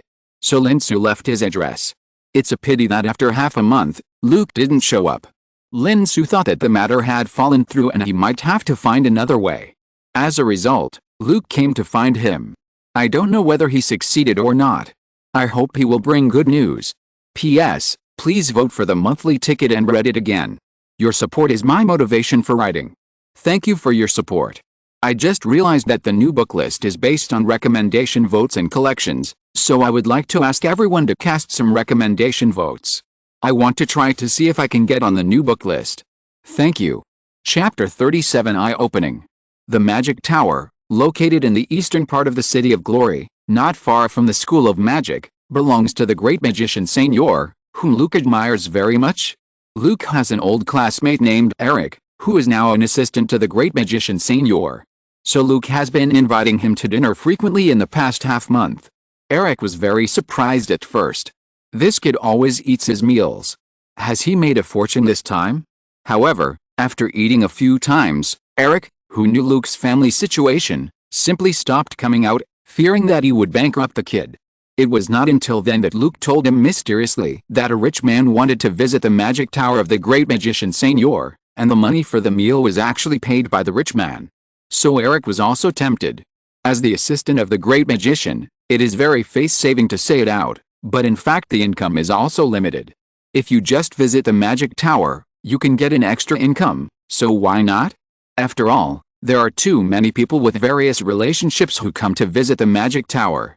He often receives them, but it is not open to the public. So this is a completely cost-free business, there is no risk at all. So the two of them discussed it and decided on it. The only small disagreement was that Luke said that the profits would be divided equally. Eric felt that 30% was enough for him, because the business was brought by Luke, and he just did it for fun, so he couldn't take too much of the share.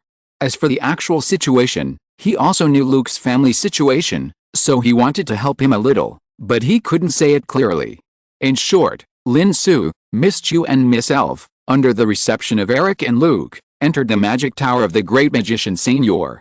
The 5 people went through the side door, and as soon as they entered the magic tower, they saw 2 stone statues sitting in the lobby on the first floor of the magic tower. Lin Xu could clearly see the nanorobots flowing inside the stone statue, through the monocle on his eyes. This is the magic stone puppet, but it is small. It is usually responsible for carrying heavy objects in the magic tower and guarding against intruders. But don't worry, you came in with me, so they won't attack you. Eric introduced the various facilities in the magic tower, which seemed magical to ordinary people, just like he usually did to those people who came to visit. And this is also the purpose of most people visiting the magic tower. Eric knew it too well. Lin Xu nodded in understanding. He had seen through the monocle that the nanorobots circulating inside the stone puppet formed a certain information interaction with a badge worn on Eric's chest. It was this information interaction that prevented the stone puppet from triggering the attack mode. If it was not accompanied by someone wearing the badge, the stone puppet would definitely enter the attack mode. Of course, the nanorobots would not control the stone puppet to attack humans, which is another matter. Then, Eric might want to make Lin Xu feel that his money was worth spending, and even wave his wand at the stone puppet. Lin Xu immediately saw that Eric sent a signal to the stone puppet through the nanorobot in the magic wand. The stone puppet immediately took action, walked around and sat back down. Eric continued to lead Lin Xu and the other 4 to walk inside. Even Luke was actually entering the magic tower of the great magician Senor for the first time, and was following and watching. Eric kept showing Lin Xu the various magic facilities in the magic tower. For example, the magic elevator is a disc located in the center of the magic tower. Standing on the disc, you can use magic to drive the disc up and down and stop at any floor. In Lin Xu's eyes, this magic elevator is actually relying on the nanorobots flowing inside to imitate the operation of the anti-gravity facility, so that the disc generates anti-gravity. There is also a magic water collector in every room. A cylinder that is more than 1 person tall and as thick as a teacup is placed in the corner. As long as you want, you can turn on the switch and water will flow out from the outlet. This is not a tap, but a water source prepared by magic, which can always keep a certain amount of available water in the magic water collector. In fact, it is the nanorobots that gather water vapor in the air and prepare water. Not to mention the magic crystal lamp. There are also various facilities in the laboratory to assist in experiments. For example, the magic hand on the experimental table, The operator can use magic to control any experimental supplies on the experimental table, move back and forth on the experimental table in the air, and accurately complete the experiment. In fact, it is the nanorobots in the experimental table that imitate the application of optical tweezers technology, so that various items on the experimental table can be accurately moved in the air. Of course, some magicians can use the magic of the magic hand even if they don't need such an experimental table. But it is not as convenient as using the experimental table. After all, when doing experiments, you have to be distracted to release magic, which may affect the experimental results. So this kind of special experimental table is still very necessary. In short, Lin Xu was really eye-opening this time. He really didn't expect that magic, this thing, has been played out by people in this world. The latest novel is first published in the 6-9 book bar. Presumably, the humans who created them did not expect that nanorobots could be developed into so many novel uses. However, it is only novelty. Without sufficient understanding of the essence, it will be in vain. Lin Xu sighed, while Luke beside him was staring at the experimental table in a daze. Want to try to use this for experiments? Lin Xu saw the desire in his eyes. Me? Forget it, I haven't learned how to operate the experimental table. Luke laughed. His grades were the best among us. We are actually very sorry that he did not choose to continue his studies. Eric's eyes were also somewhat helpless. No way, you are too modest. Who can enter the Magic Academy is not excellent. Luke said with a smile. Master Senior still remembers you. Eric suddenly said. It's impossible. I'm just an ordinary low-level magician. How can I be remembered by the great magician? Luke was stunned. In fact, when Master Senior was selecting assistants, you were the first one he chose. It's a pity that you didn't choose to study, and then he chose me. Eric hesitated for a moment, but still said. Is that so? Then you have to treat me to a meal later. If I hadn't studied, you wouldn't be able to enter here. Luke said with a smirk. Sure, you can come to me anytime. Eric said with a smile. The visit lasted from morning to afternoon, and Lin Xu even had a lunch in the Magic Tower at noon. Because Luke often receives visits from people with connections, the people he met along the way did not doubt the identities of Lin Xu and his friends. Until the end of the visit, when Lin Xu was leaving, he even accidentally ran into the famous magician Senior on the first floor of the Magic Tower. As the owner of the Magic Tower, but not participating in the daily management of the Magic Tower, Senior, who usually focuses more on experiments, also mistakenly thought that this was another person from somewhere. Lin Xu could only say that any assistant could take people to wander around in the Magic Tower.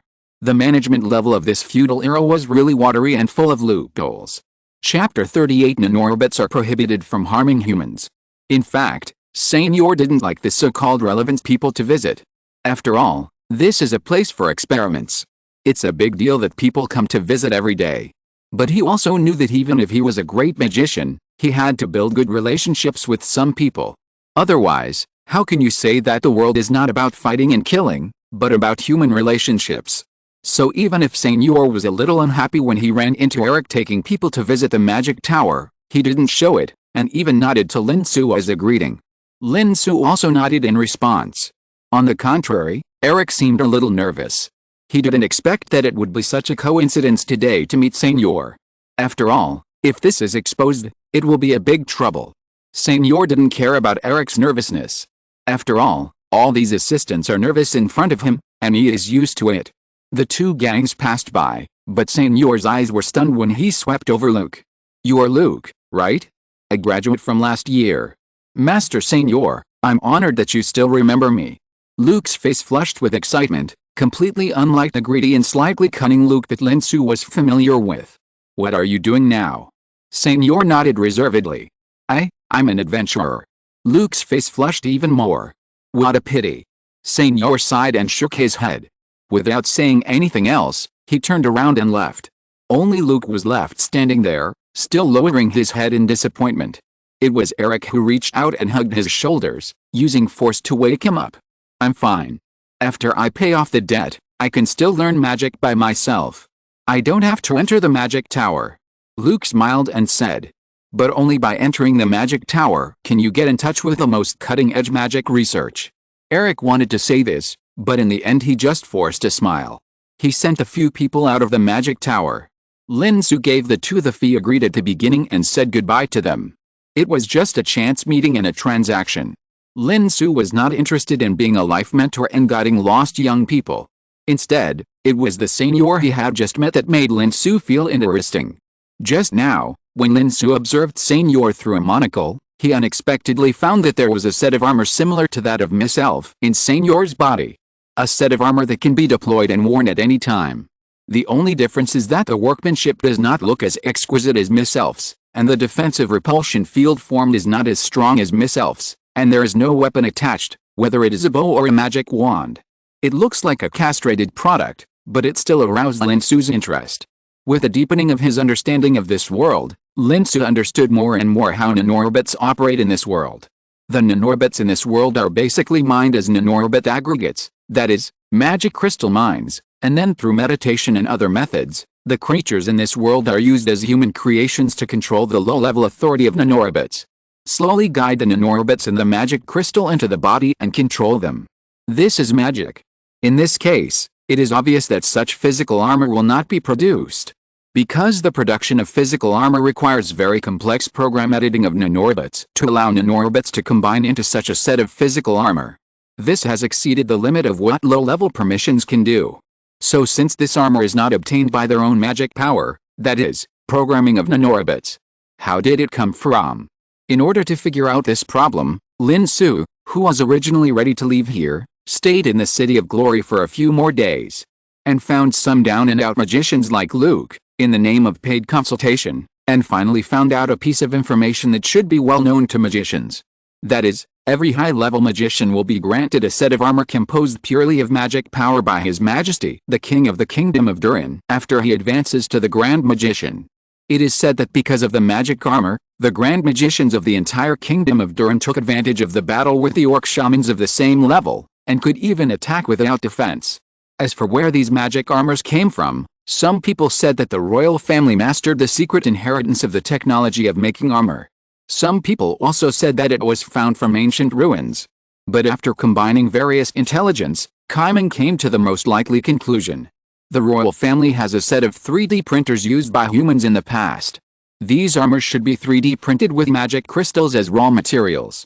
And the most important thing is that the database of that 3D printer may contain the location information of a certain laboratory. Because this 3D printer is most likely to have come from a human laboratory. The night is deep and everything is quiet. The latest novel is first published on liujishu.com. In the distant border, the orc army has begun to attack the human border. In the palace, Durin IX discussed with ministers and generals all night about how to send troops. However, the noisy upper class of the kingdom would never have dreamed that someone was on the way to the palace, ignoring the palace's iron wall defense as nothing, and planned to take away the kingdom's most precious treasure. Of course, from Lin Xu's point of view, 3D printers are human things. Lin Xu doesn't think there's anything wrong with taking human things as a human. It's just returning the property to its original owner. Lin Xu himself didn't take this matter very seriously. He even strolled leisurely along the way, buying snacks from street vendors from time to time and sharing them with Miss Qiu. The two of them were like ordinary men and women who strolled in the night of the City of Glory, which never sleeps, and from time to time they commented on which food was delicious and which was not. "Master, is it okay for us to leave the elf lady in the hotel? Will she leave by herself?" Miss Qiu said with a little worry. "Let her go. We didn't plan to imprison her. If she wants to leave, she can leave at any time by saying so," Lin Xu said indifferently. Miss Qiu nodded. She was just reminding him to fulfill her duty as a maid. She didn't really care. The two of them walked, stopped, ate, and played, and they were getting closer and closer to the palace. The number of pedestrians on the street began to decrease. After all, few people dared to make noise around the palace. I heard that a large-scale magic array with both offense and defense is set up around the palace. Even if a great magician triggers it, he will die without a burial place under the bombardment. Lin Xu looked through his monocle at the array outlined between the buried magic crystals under the ground of the palace. However, Lin Xu didn't care at all and walked directly into the magic array. "Master, are you really not going to shut down these magic arrays first?" Miss Qiu asked with concern. "No, I want to try it out. How does the so-called nanorbits that don't harm humans work?" Lin Xu said with a spirit of inquiry. And the next moment, the large magic array surrounding the entire palace was triggered. In an instant, the magic circle started to work, and countless violent magics were ready to be launched, including explosive bombs, wind blades, great disintegration, and thundercloud storms. However, at the moment when the magic was formed and was about to be thrown at Lin Xu, the nanorobbot responsible for marking the target detected that Lin Xu was a human. In an instant, this news spread through the nanorobbot network to all the nanorobots in operation. The first article of the nanorobbot underlying protocol prohibits harming humans on Earth. So the nanorobots refused to release the magic that had been generated. The next moment, all the magic began to go out of control. With the explosion that resounded throughout the glorious city, the large-scale offensive and defensive magic circle surrounding the entire palace, a restricted area that no one had broken through for thousands of years, blew itself into ruins. P.S. I rushed down the new book list and asked for recommendation tickets, monthly tickets, and collections. Please help me. Your support is my motivation. Thank you everyone. Chapter 39 3D Printer. The clothes Lin Xu was wearing surged and turned into power armor, which helped Lin Xu block some small pieces of gravel that flew around during the explosion. When these magics exploded out of control, the nanorobots detected that the aftermath might hurt Lin Xu, so even if they exploded out of control, they would go in all directions and try to avoid Lin Xu. But even with these, some gravel was inevitable. So Lin Xu still put on the power armor. Although the elf's armor is very beautiful, I still think the power armor is more handsome. What do you think? Lin Xu said to Miss Qiu beside him. The defense capabilities of both are mainly based on the repulsive field, which has little to do with the appearance. But power armor can provide kinetic assistance and more survivability, such as underwater and space, which is better than the classical style of armor. Miss Qiu, who also put on power armor, replied. Compared with Lin Xu's power armor, Miss Qiu's looks more slender, plus the detailed decoration, and the demeanor between every move, you can tell at a glance that the person wearing the set should be a very elegant woman. The two walked towards the palace as if they were strolling on the street, as if they were in an empty place, and chatted from time to time. At this time, many high-level officials of the Duran Kingdom who were holding a meeting in the palace were still in a daze, and no one knew what had happened. What's going on? Did the orc assassin sneak attack the palace? Guards, where are the guards? Duran Ix shouted angrily. Your Majesty, there are intruders. The magic circle outside the palace has been completely destroyed. Impossible. The magic circle of the palace is not so easy to break even if all the great magicians of the entire kingdom are assembled. How could it be destroyed? Duran Ix became more and more angry. He pushed the guards away and walked out of the palace. Following him, a group of high-level officials also rushed out. Then, they looked at the chaos around the palace and were dumbfounded at the same time. These people were still knowledgeable, and naturally saw at a glance that the entire large magic circle around the palace had been completely destroyed. Your Majesty, it's very dangerous here. You must leave immediately. Frankie, the great magician who was in charge of Duran Ix's safety, said. At the same time, the news that an intruder appeared in the palace and the large magic circle protecting the palace was instantly breached had been transmitted to the magic towers throughout the Radiant City through the magic communication network. The great magicians guarding the magic towers received the news and rushed to support the palace. Everyone was confused and had no idea what was going on. Why was the large magic circle that was enough to withstand the siege of a legion breached in the blink of an eye? Moreover, the intruder did not seem to attack the bigwigs in the palace. Instead, they watched these bigwigs evacuate safely from the palace. There are only two intruders, wearing full body armor. I can't tell the style of the armor, but from their body shape, they don't look like orcs. Only two people? How is that possible? How did they break through the magic circle of the palace? They have been in the palace for a long time. What do they want to do? As the bigwigs evacuated safely and more great magicians arrived, after ensuring the safety of Duran Ix, several great magicians led a large number of royal guards who came to support and surrounded the palace. No matter what, the two invaders can't get away. This was the order Duran Ix roared. Looking at the ruins of the palace outside, everyone understood the king's mood. After all, if someone's house was bombed like this, they would have to run out in the middle of the night to take refuge, and they wouldn't feel good. However, immediately afterwards, something happened that made Duran Ix, who was originally just angry, turn pale in an instant. On one side of the palace, A series of explosions suddenly sounded. It was a magic circle somewhere that was broken again in an instant. Some high-ranking officials and great magicians who knew some of the inside story turned pale, just like during IX.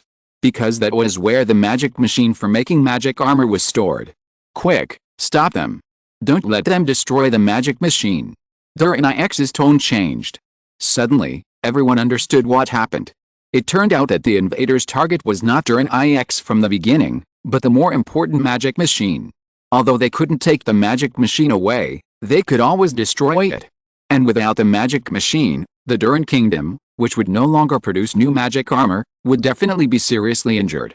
The great magicians and imperial guards, who originally planned to surround the palace and encircle and suppress the invaders bit by bit, no longer dared to wait. They all rushed to the location where the explosion occurred. Lin Xu and Miss Qiu, who they thought were here to destroy the magic machine, were standing in front of the 3D printer they called the magic machine. Lin Xu put his hand on the 3D printer, and Taiyin immediately established a connection with the 3D printer in front of him through Lin Xu's power armor. Although the technical level of this 3D printer is higher than the current technical level on Earth, after all, it is the technology that humans have developed for dozens or hundreds of years after leaving the White Star. The latest novels are first published on the 69th book bar. But after all, they are of the same origin, so Taiyin quickly figured out the operating principle of this 3D printer and found the database in it. How is it? Is there any information about the location of the laboratory? Lin Xu asked. Found it. Humans left 3 laboratories on the planet of the test site number 1, one of which is not far from the City of Glory. Taiyin replied. Okay, now it's time to see how to take this away. Lin Xu nodded with satisfaction and looked at the 3D printer in front of him. Master, do you need to send your ship? Taiyin asked. No, I want to try another method, such as magic. Lin Xu's eyes flashed with interest. It was as if he was about to play a fun game. The next moment, Lin Xu stretched out his hand to the side, and placed a large number of magic crystals next to the magic machine of creation, that is, the 3D printer. As Lin Xu's palm touched these magic crystals, that is, nanorbit aggregates, Lin Xu gave orders to these magic crystals filled with magic. Ming had never meditated, never studied how to release magic, and did not understand any of the steps required to release magic. But Lin Xu gave orders so simply. He just expressed the meaning of drawing an anti-gravity device on the machine in front of him. In an instant, the large number of magic crystals piled aside immediately took action. Countless nanorbit aggregates, in a form that no creature in this world has ever seen, surged like liquid and wrapped up the 3D printer. In the blink of an eye, a beautiful pattern composed of magic crystals appeared on the surface of the 3D printer. If there were a magician here, he would recognize this levitation magic pattern full of simple beauty at a glance, and sigh that the person who drew this magic pattern had such high magical attainments that it was simply awe-inspiring. Then, the 3D printer floated up as if it had no gravity, and was towed by a small drone, flying away from the palace, heading to the sky, to the King Feng hidden in the clouds. P.S. Please recommend, please vote, please read, please collect. Thank you for your support. Thank you everyone. Chapter 40 The Romance of Industry. Stop, don't leave. A great magician stopped Lin Xu who was about to leave, and aimed the explosive bombs in his hand at him. The magic guided to mark Lin Xu, and the explosive bomb was launched. The great magician skillfully completed this set of procedures that he had practiced thousands of times. At this time, the explosive bomb had been completed, and it was just launched. There was no possibility of failure. However, something he didn't expect happened. Just as he marked the figure with magic guidance and the explosive bomb in his hand was about to be launched, the explosive bomb suddenly became uncontrollable. What happened? Isn't this magic? The great magician didn't understand what happened at all. It was like you saw a rabbit one day, and it suddenly grew wings and flew away. Such a non-magical thing couldn't happen. But it happened. The explosive bomb went out of control at a moment when it couldn't go out of control. With a bang, the exploding explosive bomb directly covered the great magician's face. Fortunately, this great magician had a good habit of opening a magic shield before fighting. So under the defense of the repulsive field, the magic shield just shook for a while, and did not cause any substantial damage to him. But this incident made him stun for a moment, because the explosion fire technique could not fail at that stage. Not to mention him, Even a novice could not fail when the explosion firebomb was completed and about to be thrown out. However, such a life-doubting thing only made him waver for a moment, and then he came to his senses and began to release the second offensive magic. Lin Xu ignored him throughout the whole process, as if he did not exist, and left with Miss Qiu. Until the great magician who had been left behind by Lin Xu, he completed the second magic in his hand at the fastest speed, and fired a great disintegration technique behind Lin Xu. But just like before, the moment the magic was about to be used, it suddenly became unstable. Then there was a bang, and the so-called great disintegration technique, that is, the high-energy plasma beam, exploded before it was launched. And this time, the magic shield on his body shook and broke directly, and then the great disintegration technique acted directly on him, tearing his entire body into pieces. And the last thought in the last stage of his life was that the magic shield should not be broken so easily.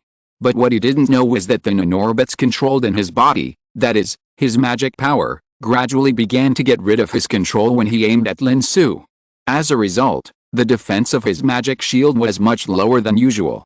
That's why it was so easy to break. It's a pity that he didn't know this. And Lin Xu met many magicians like him along the way. Some people noticed that the magic power was gradually out of control, and quickly stopped to stabilize their own magic power. With the departure of Lin Xu, the restlessness of the nanorobots in their bodies stabilized, and they regained control of the magic power and saved their lives. Some people didn't notice this and continued to attack Lin Xu. Even if they were not killed by their own magic, as the magic power finally got rid of control completely, it went berserk directly in the magician's body. As a result, the magician bled from all 7 holes, and was half disabled if not dead.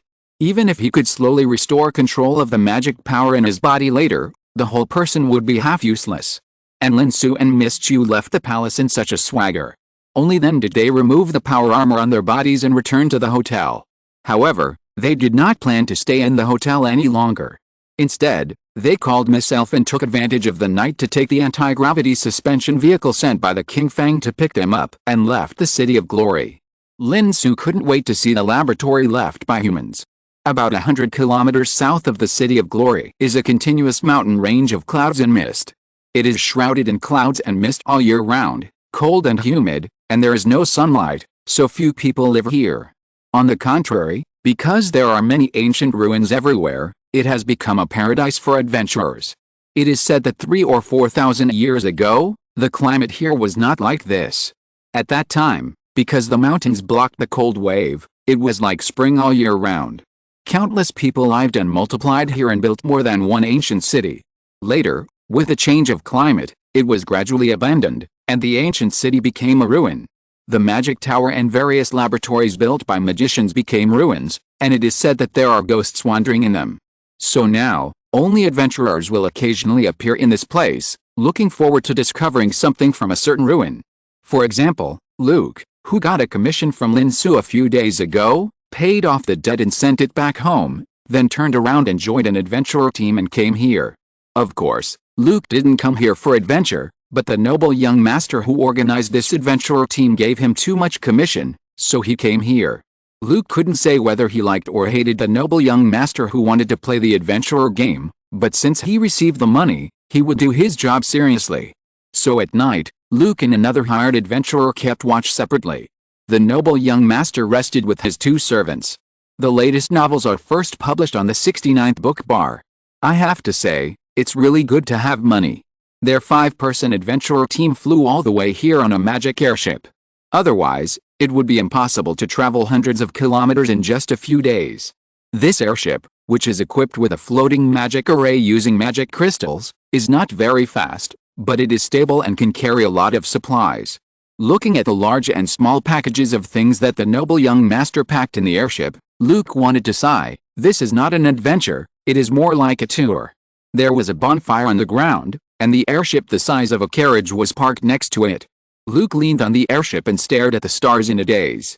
The noble young master was resting in the airship, and his 2 servants and another adventurer were all sleeping wrapped in blankets around the bonfire. Luke thought that this night would also be a peaceful night.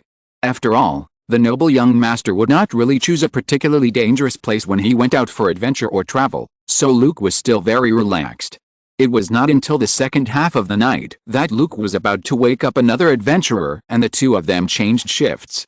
But suddenly he found that the starry sky above his head seemed to darken suddenly. Confused, Luke opened his eyes and stared at the sky carefully, but the expression on his face gradually became terrified. Because he saw a huge thing, whose size was unknown, falling from the sky, directly covering the entire sky above his head. For a moment, it seemed as if the sky had fallen, and the entire sky was pressing down. Luke made a loud sound in his throat, but he couldn't shout. Until a terrified cry came from the side. It was another adventurer who woke up and was about to take over his shift. "Master, we have arrived above the target location. Will the autonomous machinery start working?" "Start working?" "Yes, we found traces of suspected adventurers. Do we need to drive them away? Will it interfere with the construction?" Lin Xu asked. "It's not within the construction range, so there will be no impact." "Then don't worry about it," Lin Xu said indifferently. So, dozens of autonomous mechanical aggregates the size of aircraft carriers landed on the ground, changing and combining into various digging equipment, digging underground with a thunderous roar. Exploring the ruins bit by bit like an adventurer? Not possible. Digging 3 feet directly into the ground is the romance of the industrial age. P.S. Please give me monthly tickets, recommendation tickets, and collection tickets. I will do my best to give you all kinds of tickets in the snow and ice. Thank you for your support, audience. Thank you. Chapter 41 Power Armor Modification. 3,000 meters deep underground. The autonomous machine that had been digging all the way down finally stopped here. The heavy alloy shell is still as bright and clean as new after 10,000 years. It can be seen that human material technology has made new progress. The autonomous machine began to carefully dismantle the alloy shell of the laboratory 10,000 years ago. The huge plasma beam, this time not as a driving force, but as a cutting tool, sprayed on the heavy alloy. It can only be said that the plasma jet is really useful. It can be used as a propulsion force and can also be used as a weapon after being concentrated. Finally, after several hours of cutting, a large piece of the heavy shell of the laboratory was cut. At the same time, the counterattack of the autonomous machine that had been triggered in the laboratory also arrived. However, as autonomous machines, after detecting each other's identity, the two sides did not open fire at the first time, but confronted each other in front of the broken shell of the laboratory. It was not until Lin Xu arrived that the autonomous machine in the laboratory gave way, and Taiyin completely took over the control authority and database of the entire laboratory. There is no intelligent quantum computer like Taiyin and embarking in the laboratory. There are only ordinary quantum computers. Although they can automatically maintain the facilities in the laboratory and answer all kinds of questions from Lin Xu, they are not intelligent. They just communicate with Lin Xu according to the program data. Although Lin Xu could not detect any difference between the computer in the laboratory and the intelligent quantum computer, it was only because the computing speed of this quantum computer was fast enough to simulate various scenarios, which did not mean that it was intelligent. At the same time, Lin Xu also found that after leaving the Earth, or leaving the White Star, the mentality of human beings seemed to have changed. They were getting less and less concerned about the planets along the way. The White Star at least had a formal name and left an intelligent quantum computer. Here, it was directly the test site number 1 planet, and there was not even an intelligent computer left. Since it was just an ordinary quantum computer, Lin Xu did not say much and still let Taiyin take over everything here. Soon, Taiyin searched the laboratory database and gave Lin Xu a brief report. Nanoengineering laboratory? In other words, there is no information on biotechnology here.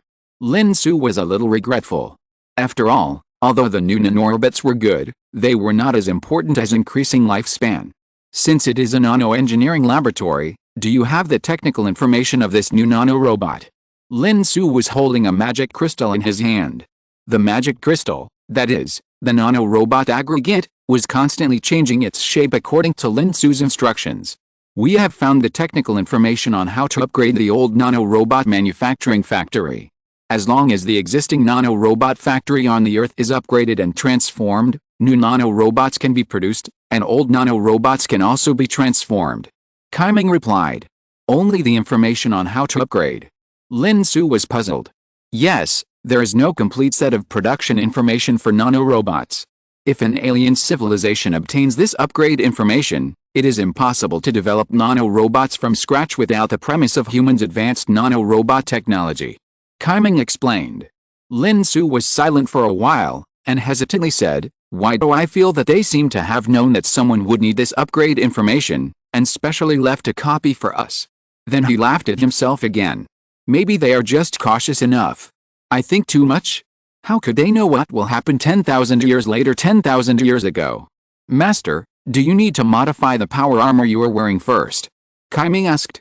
"Is it okay now? Don't we need to go back to Earth?"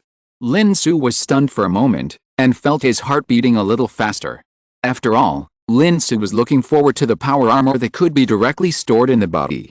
Although Lin Xu could completely store the so-called magic crystals of this world, that is, nanorobots, directly into his body, and then use them as power armor through programming. Just like the people in this world store magic power. But for the sake of caution, he did not do so, and the 7 intelligent quantum computers did not recommend him to do so. It is safer to store things in the body that are made by yourself. Even if the nanorobots on this planet are also left by humans, thousands of years have passed. What if they break down at any time? Small and medium-sized equipment in the laboratory can be used to transform old nanorobots. My suggestion is that the owner implements the transformation as soon as possible, so that there are nanorobots in your body to monitor your health at all times and strangle some diseases in the cradle, which is very good for you. Kaiming suggested. "Okay, then transform it now. What do you need me to do?" Lin Xu asked. "Just take off your nanosuit, and the transformation will be completed in 10 minutes. So, Lin Xu took Miss Qiu to a room in the laboratory, where small experimental equipment was placed, which could be used to transform the nanorobots on Lin Xu's body. As for Miss Elf, she was left on the King Fang and was not brought here. Just like that, Lin Xu changed his clothes and waited for 10 minutes. The instruments in the laboratory were also transformed. The latest novels are published on the 69th book bar. Looking at the clothes that didn't change much, Lin Xu didn't need to wear it this time. He just touched the clothes with his palm. With a thought, the clothes made of nanorobots turned into countless tiny nanorobots, and poured into Lin Xu's body. Looking at a set of clothes pouring into his body, Lin Xu felt a little weird. He moved his body a little, felt no change, and then thought again. The nanorobots in the body flowed out of the body and combined into power armor. At this time, the appearance of the power armor changed slightly again, and it looked more delicate and close-fitting. At the same time, a part of the nanorobots was retained in the body, circulating around in his body, helping him monitor the health of his body. This feeling was quite wonderful. Then, Lin Xu experimented again, controlling the nanorobots in the body through his mind, and then establishing a connection between the nanorobots in the body and the nanorobots in the outside world, that is, the magic crystal, so that a magic crystal located more than 10 meters in front of Lin Xu, constantly changed its form according to Lin Xu's will. It was like those magicians who use the magic power in their bodies to control the magic crystal on the magic wand outside the body, or controlled the magic crystal in the stone statue puppet to make the stone statue puppet move. Before, Lin Xu could only issue orders to the magic crystal through his mind by pressing part of his body against the magic crystal, because at that time he lacked the nanorobots in his body as a medium to convey orders. But now Lin Xu can also influence the outside world by issuing orders to the nanorobots in his body. The difference from the magician is only the size of this influence. Lin Xu suddenly had a feeling that if he wanted to, he could issue broadcast-style orders to the nanorobots on this planet. Through the continuous self-diffusion between the nanorobots, his orders should be able to spread to the nanorobots on the entire planet in an instant. Lin Xu did it as soon as he thought of it. Thus, the magic tide that spread across the entire Holy Demon continent began. P.S. Please give me monthly tickets, recommendation tickets, and collections. I am begging you to support me 365 degrees in the snow. Thank you for your support, audience. If you're listening to this novel on a channel other than Fanfic World, it means they downloaded and uploaded it without effort. We cordially invite you to visit our channel, Mundo Fanfic Novelis. There you'll find the original version of this story, and you can explore many other novels of various genres. We're waiting for you to immerse yourself in a world of incredible novels. Chapter 42. What is nano-biointegration? The tragic war continued. Countless orcs charged towards the city wall in front. Some of them held a ladder together, and some of them pushed a siege vehicle with more than a dozen orcs. Others held bows and arrows or javelins, shooting arrows and throwing javelins at the city wall. On the city wall, the orcs who climbed up the ladder fought fiercely with a human race on the city wall. The human warriors used hook spears to push down the ladders on the city wall. Countless orcs who climbed up the ladders screamed and fell down. The orcs who had already climbed up the city wall gathered into a small group and fought with the human soldiers who surrounded them. Spears and war hammers, swords and axes. Shouting, screaming, and blood all over the ground have gathered into a pond. The human magicians continued to support the critical places on the city wall. But more magicians gathered on the high towers of the city wall, releasing magic at the various siege equipment below. One after another, the explosive bombs hit the siege vehicles, blasting the siege vehicles that were hitting the city gate to pieces. Wind blades swept through the orcs, harvesting their lives. At the same time, there were also tall stone puppets, under the control of the magician, who jumped directly off the city wall and rushed into the orcs to kill them. The magic crystal cannons on the top of the city, which were heavily protected, continued to pour huge explosive bombs towards the rear of the orc army thousands of meters away, covering the front line, making it impossible for the orc army to provide better support. While the human race used all its strength, the shamans in the orc army were not willing to fall behind. Countless shamans gathered in the safe area at the rear and were holding a ceremony. They were arranged layer by layer according to a certain pattern, as if they had turned themselves into parts of a huge magic circle. Then, under the command of the great shaman, the shamans chanted spells loudly. Waves of magic surged, surging, accompanied by the great shaman pointing the magic wand in the direction of the city wall. In an instant, a thick and huge disintegration spell sprayed towards the city wall in the blink of an eye. It was a beam of concentrated plasma. With a roar, this beam engulfed everything along the way, whether it was the attacking orcs, the defending humans, or even the entire city wall. With a roar, a huge gap appeared on the city wall. Countless orcs cheered and rushed towards the gap. The human race wanted to block the gap. In a short time, this gap became a meat grinder, and the corpses of orcs and humans rose layer by layer. And this is not over yet. The next huge beam came again, and another gap appeared on the city wall. The magic crystal cannon has found the location where the orc shamans gathered. At the risk of the magic crystal cannon being damaged, it forced to increase the range and fired explosive bombs at the gathering place of the orc shamans. Amid the roar, the plasma bombs blew the shamans to pieces. However, under the command of the great shaman, the shamans quickly regrouped and fired another huge great disintegration spell, creating a third gap in the city wall. There were more and more gaps, and the human race was almost unable to block them. A magic crystal cannon exploded, but because the range was forcibly increased, it had exceeded the limit of the magic crystal cannon and exploded. However, the rest of the magic crystal cannons did not stop and were still forcibly urging. A large number of shamans were covered in blood, and from time to time they would be killed by the explosive bombs falling from a distance, but they were still gritting their teeth and persisting. Until, all the shamans suddenly felt an inexplicable surge of magic power in their bodies. The great disintegration spell that was being prepared was directly interrupted. Afterwards, they only felt that the surge of magic power in their bodies was becoming more and more intense. No matter how the great shaman urged everyone to continue preparing the great disintegration spell, they still could not complete it. The great disintegration spell that was usually easy to complete suddenly seemed to be 1,000 times more difficult at this time. The great shaman also discovered that it was becoming difficult for him to call upon the magic power in his body. What's going on? What happened? All the shamans began to panic. They were still fighting, and they suddenly couldn't call upon their magic power. Did the human race use some secret weapon? But soon, they discovered that the explosive bombs that kept falling on their heads also stopped. The roar of the magic crystal cannon could no longer be heard in the distance. Magic, it doesn't exist.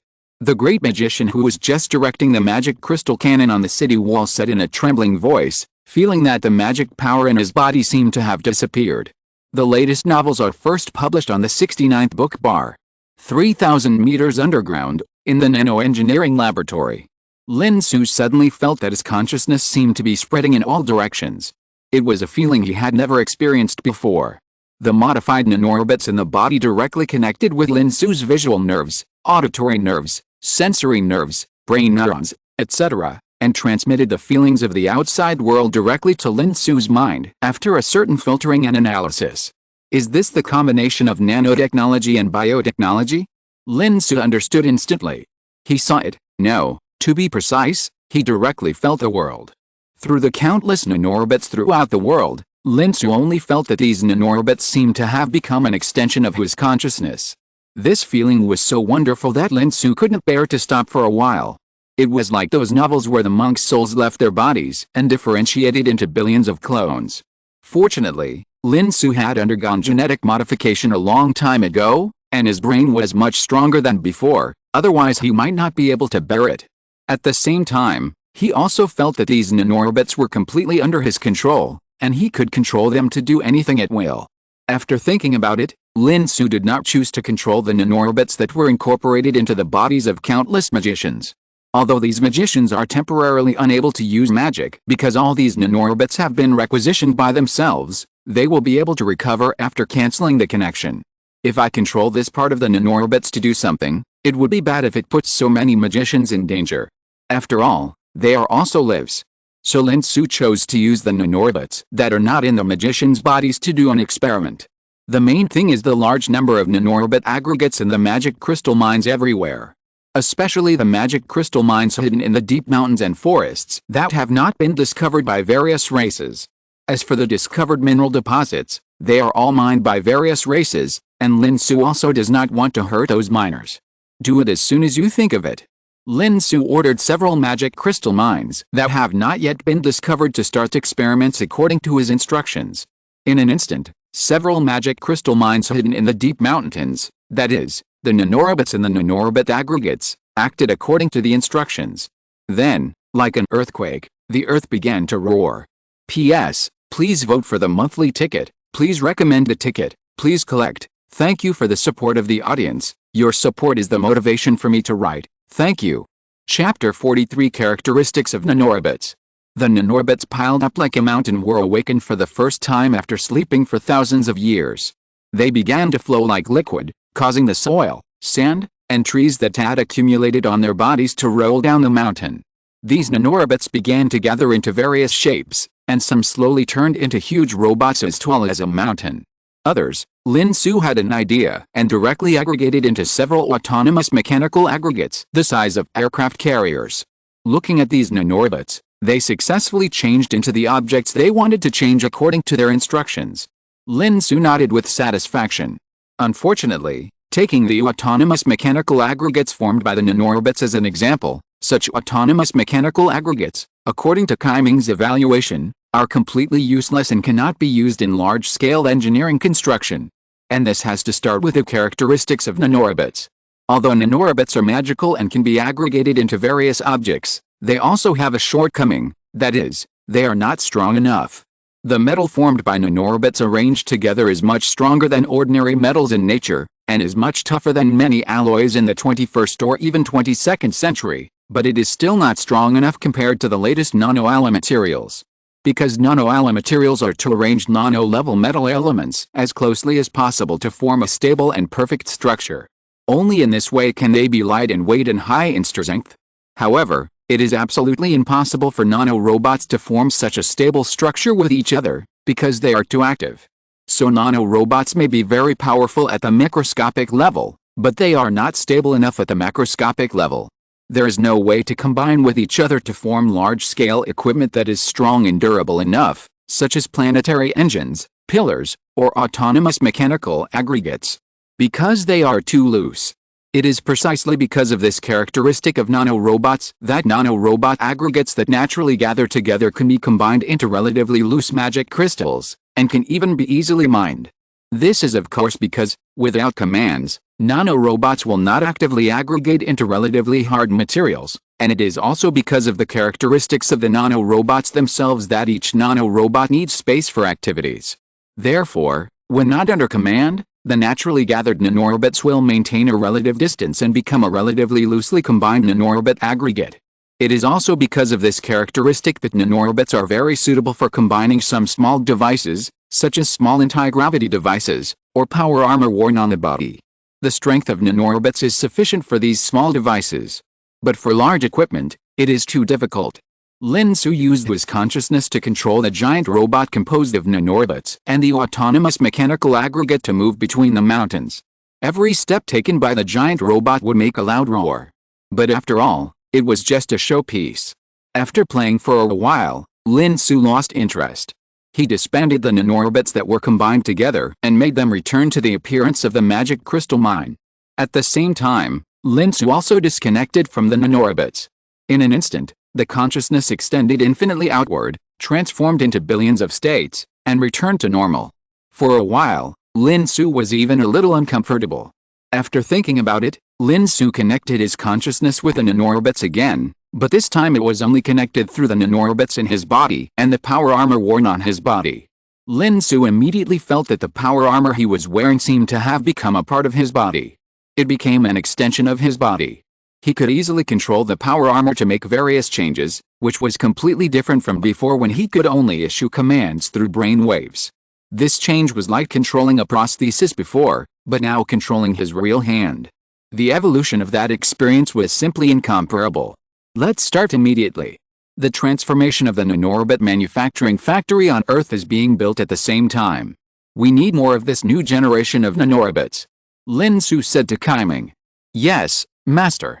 Earth will complete the transformation of the old nanorobot factory as soon as possible, and build more factories to manufacture second-generation nanorobots. Kaiming replied. The second-generation biological nanorobot can also be called the second-generation nanorobot. This is the name that humans gave to this new nanorobot 10,000 years ago. Lin Xu thought it was very vivid. The data of this laboratory has been obtained, and it is time to go to the next laboratory. The location of the next laboratory is the Forest of Elves. According to the data just obtained in this laboratory, it can be known that the laboratory in the Forest of Elves is the bioengineering laboratory.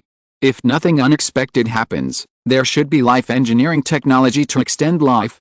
The latest novel is first published on 69shu.com. Lin Xu is looking forward to it. Let's go. It's time to send our elf lady back to the elf forest. Lin Xu controlled the anti-gravity device on the power armor and slowly flew up. Now he felt that the anti-gravity device on the power armor seemed to have become a part of his body, giving him the illusion that he could fly. This feeling was really wonderful. His body slowly rose and left the laboratory shell that had been broken before. As Lin Xu and Miss Qiu evacuated, a large number of autonomous machines followed Lin Xu out of the laboratory. By the way, the shell of the laboratory was repaired. It was just a laboratory. Even if Lin Xu moved away, it would not be of any use. It was not like the huge factory complex on the White Star, which was worth moving. Since the human beings left this laboratory 10,000 years ago, Lin Xu decided to keep it. Although I don't know what the use of doing this is, humans did it 10,000 years ago, maybe there is a reason. Lin Xu didn't even take the quantum computer here. After all, it's not an intelligent quantum computer.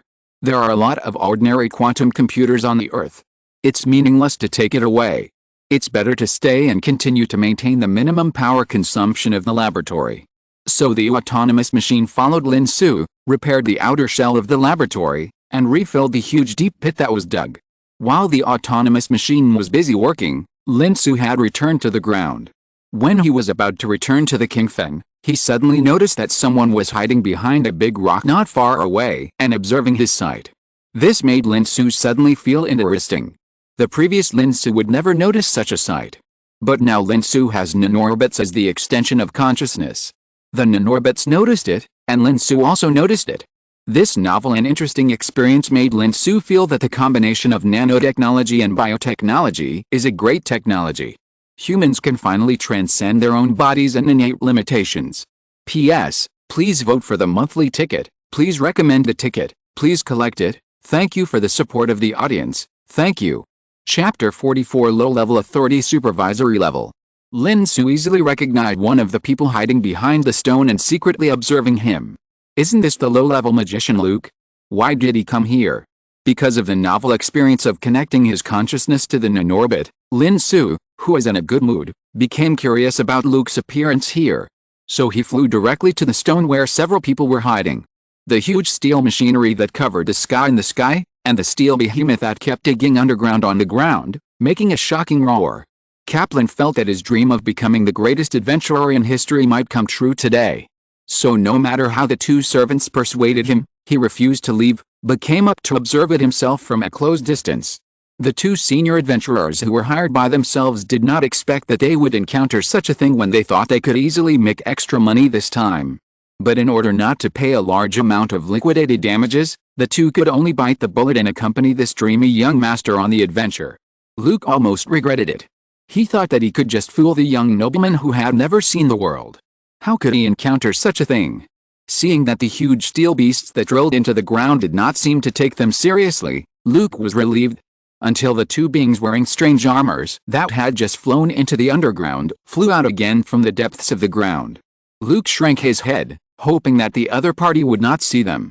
Unexpectedly, the two figures flew towards them. "Why are you here?" Lin Xu floated only half a meter above the ground and spoke to Luke. Luke was stunned. Is he talking to me? And Kaplan, who had just dreamed of becoming the greatest adventurer in history, was now so scared that his legs were shaking. He turned his head to look at Luke instantly, his eyes full of disbelief. What's going on? Could it be that this adventurer who I hired casually is actually not a simple person? Could it be that he is just an ordinary adventurer on the surface, but in fact he is an extremely great adventurer, just hiding his identity and living a low-key life? Kaplan, who is good at fantasy and would not have aspired to be an adventurer, has already had 180 imaginations of Luke's identity in his mind at this moment. From a down-and-out prince, to the heir of ancient civilization, to the weaver of world history, and then to the great sage hidden behind the world. Luke looked at Lin Xu in power armor with a confused look on his face, and was regarded by Kaplan as calm after going through vicissitudes of life. Seeing that Luke didn't recognize himself, Lin Xu took the power armor on his body into his body, relying on the anti-gravity cycle of the nanororbit simulating the operation of the anti-gravity device, and still floated at a height of half a meter. His consciousness was connected with the nanororbit, and he could clearly feel the way the nanororbit flowed and the way anti-gravity was generated. Lin Xu had an illusion that he could fly by himself. It must be said that this feeling was really wonderful. Lin Xu naturally put on a happy smile on his face. And that smile fell into Kaplan's eyes, and it became the smile of seeing an old friend. Don't you recognize me? After all, we have made a deal. Lin Xu said. Why are you here? Luke felt more and more confused. This person was actually the one who paid him to secretly visit the magic tower. Looking at his power, does he still need to visit the magic tower? What is going on? Luke felt that his brain was about to explode, and he didn't think clearly. I just came to pick up something. It's time to go now. Let's drink together next time. Lin Xu saw Luke's confusion, so he didn't plan to chat anymore. Finally, he said politely and turned and flew away. Luke didn't wait until Lin Xu left.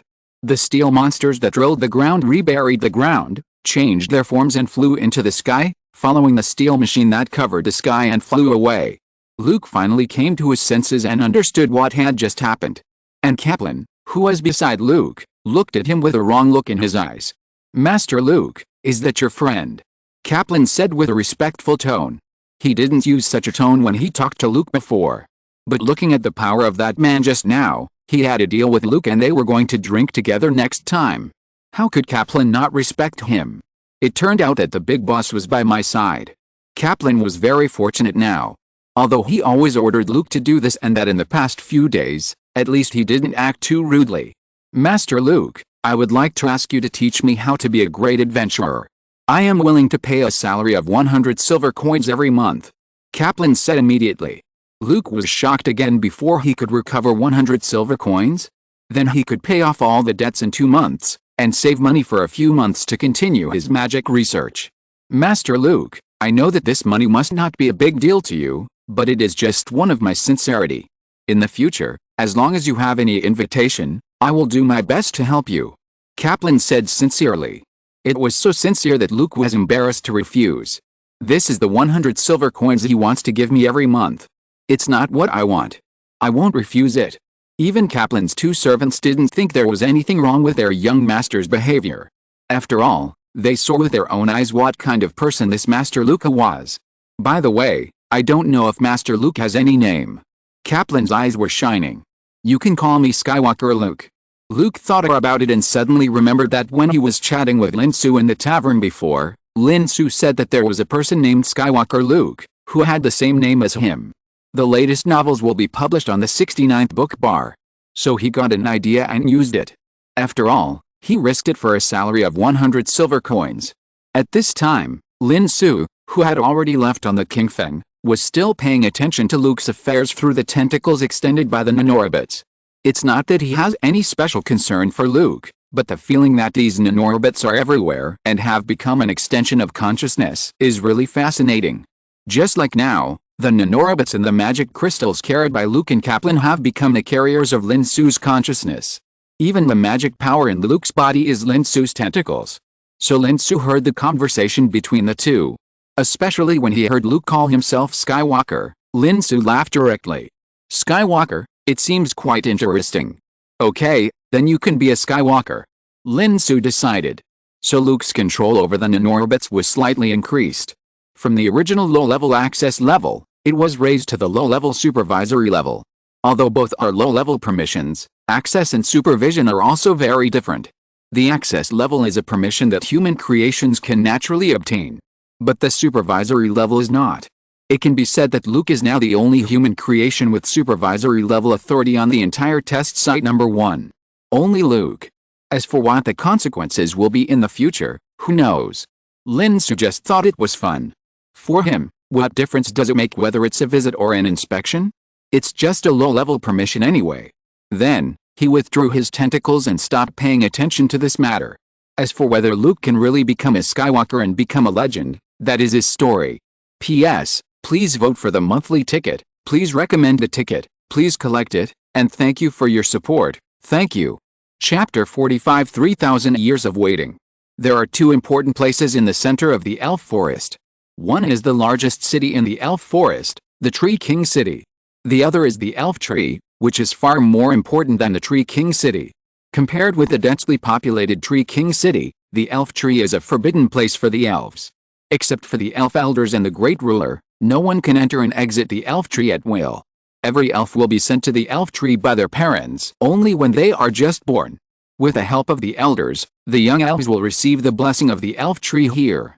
Only after completing the blessing of the Elf Tree, an elf is a complete elf, and can have a long life of 800 to 1000 years. And as time goes by, in just a dozen years, they will naturally master magic. If you can't accept the blessing of the Elf Tree, then the elf cannot be considered a complete elf, but only a half-elf, and the lifespan is only about 500 years at most. And if the half-elves want to use magic, they must practice hard like other races. Even if they practice until the day they die, they can't master magic. This is also a common thing. So as long as the Elf Tree exists, the elves will always be the powerful race of all magicians. Even with a low birth rate and a sparse population, it is still an extremely powerful existence on this continent.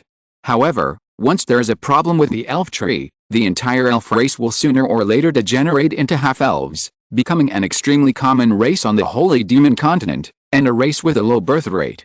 Therefore, the importance of the Elf Tree to the entire elf race is unparalleled. However, since when, more and more elves have failed to accept the blessing of the Elf Tree and have become half-elves. No one knows what happened, and the elders just sighed. So on the Holy Demon continent, more and more half-elves who failed to accept the blessing of the Elf Tree appeared. At the same time, more and more rumors began to appear on the Holy Demon continent. The most common version is that the Elf Tree is withering. And the location of this Elf Tree is exactly Lin Xu's destination. Of course, he didn't come to see whether the Elf Tree is withered or not, he came to find the bioengineering laboratory. And the location of the Elf Tree is exactly the location of the bioengineering laboratory. Therefore, when the Qingfeng appeared over the forbidden land of the elves, Lin Xu thought that he needed to communicate with the elves before they would allow him to dig up the Elf Tree and enter the laboratory deep underground. Maybe there would be a fight. Who knows? Except for the guards of the entire forbidden land of the elves who were nervous for a while when the Qingfeng just appeared, the elders of the elves came out and ordered all the guards to lift the state of being on the verge of swords. Although they were still on guard against the Qingfeng that blocked the sky and the autonomous mechanical aggregates surrounding the Qingfeng. But the eyes of these elders were more excited, and expectant. Lin Xu thought about it, since the other party was so friendly, he might as well make contact. And he could also send Miss Elf down by the way. Do you remember anything? Lin Xu looked at Miss Elf staring at the Elf Tree under the Qingfeng, and asked thoughtfully. Elf Tree, I should have been very familiar with this place. Miss Elf said with a trembling voice. Your status in the elves should be quite high. Lin Xu nodded and said. I don't know. Miss Elf shook her head slowly. Let's go down. I don't know if anyone still knows you. Lin Xu didn't say anything. Although Miss Elf may have a high status, she left the Holy Demon Continent 3,000 years ago. 3,000 years have passed. Even with the longevity of the elves, the people who knew her should have died long ago. However, if she is really important, then the legends and stories about her may still be circulating. In addition, the excitement of the elders watching the King Feng, Lin Xu has already made some guesses. In this way, Lin Xu took Miss Qiu and Miss Elf, stood on the elevator-like disc-shaped anti-gravity floating disc at the bottom of the King Feng, and slowly descended to the ground. They came directly in front of the dozen or so elders of the elves. These elders looked at Lin Xu, Miss Qiu, and Miss Elf, and seemed a little at a loss for a while. Take out your armor and bow. Lin Xu said to Miss Elf. The elf lady was stunned for a moment, then she understood something and nodded slowly. The next moment, the elf lady's extremely exquisite elf armor appeared on her body, and at the same time, the equally exquisite bow was also held in her hand. In an instant, more than a dozen elf elders were stunned, and then they couldn't help but shed tears. Your Majesty Eve, you succeeded. You found the founding tribe. Praise you, Great Majesty Eve. The elders bowed and saluted the elf lady and Lin Xu with the most humble etiquette of the elves. After 3,000 years of waiting, the queen of the elves finally returned. She followed her promise, found the founding tribe, and healed the elf tree for the elves. Now, she accompanies the founding tribe, riding on the giant starry sky boat, and returns from the starry sky. The latest novels are first published on the 69th book bar. In the tiers, the elf elders seem to vaguely see the scene described in the elf poems when Queen Eve set sail. That lonely boat finally brought back hope for the elves. Eve, yes, I remember, this is my name, I'm back. The elf lady's lips trembled. With this name, she finally remembered everything. The tragic and majestic moment when she set sail alone on the space shuttle like a lonely boat. And the joy of returning successfully at this moment. Recalling her identity, combined with what she saw and heard during this period, she finally confirmed. She actually found the founding family. How incredible this is. Lin Xu stood aside and did not disturb their long-awaited reunion. No, or it should be said that it was their first meeting. After 3,000 years, the group of elves who saw Eve off that year could no longer leave any traces. But the inheritance is immortal and the fire is endless. The children of their children finally waited for hope. Master Lin Xu, thank you for your care during this period. I have remembered that I set foot in the starry sky in order to find the founding tribe and heal the elf tree. Finally, Eve turned to Lin Xu and thanked him solemnly. It's okay, I just did it by chance. Lin Xu said indifferently. Eve opened her mouth, as if she didn't know how to start, but she finally spoke. I know that the elves are not qualified to ask you for anything. The founding tribe gave the elves life and the elf tree, but we let the elf tree wither day by day. But the elves still want to ask you to save the elf tree. Then, she knelt on one knee on the ground, touched her chest and bowed her head. The dozen or so elf elders behind Eve also knelt on one knee. Then, like dominoes, countless elf guards on the periphery also knelt down. No one spoke to urge them, as if they were all waiting for Lin Xu's decision. Time seemed to have stopped at this moment. Lin Xu looked at the elves kneeling on the ground, then sighed and nodded slowly. I'll try my best. P.S. Please give me monthly tickets, recommendation tickets, and collection tickets. Thank you for your support, thank you. Chapter 46 Human Family.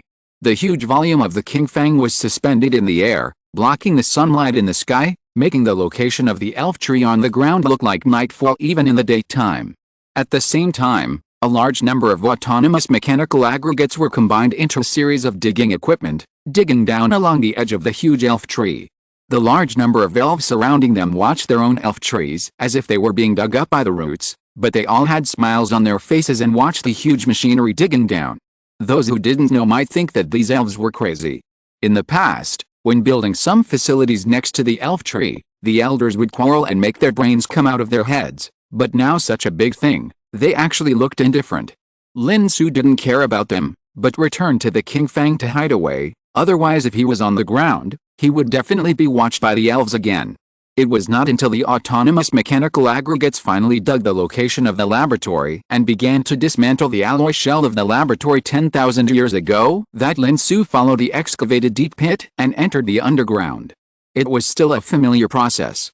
The outer shell of the laboratory was disassembled and confronted with the autonomous machinery inside. Then Lin Xu arrived and resolved the confrontation. Lin Xu took Miss Qiu into the laboratory, and Kaiming took over the control of the laboratory and the database. Soon, Kaiming searched the database and successfully obtained the information left in the bioengineering laboratory. How is it? Can it be used? Lin Xu was a little nervous when he asked this question.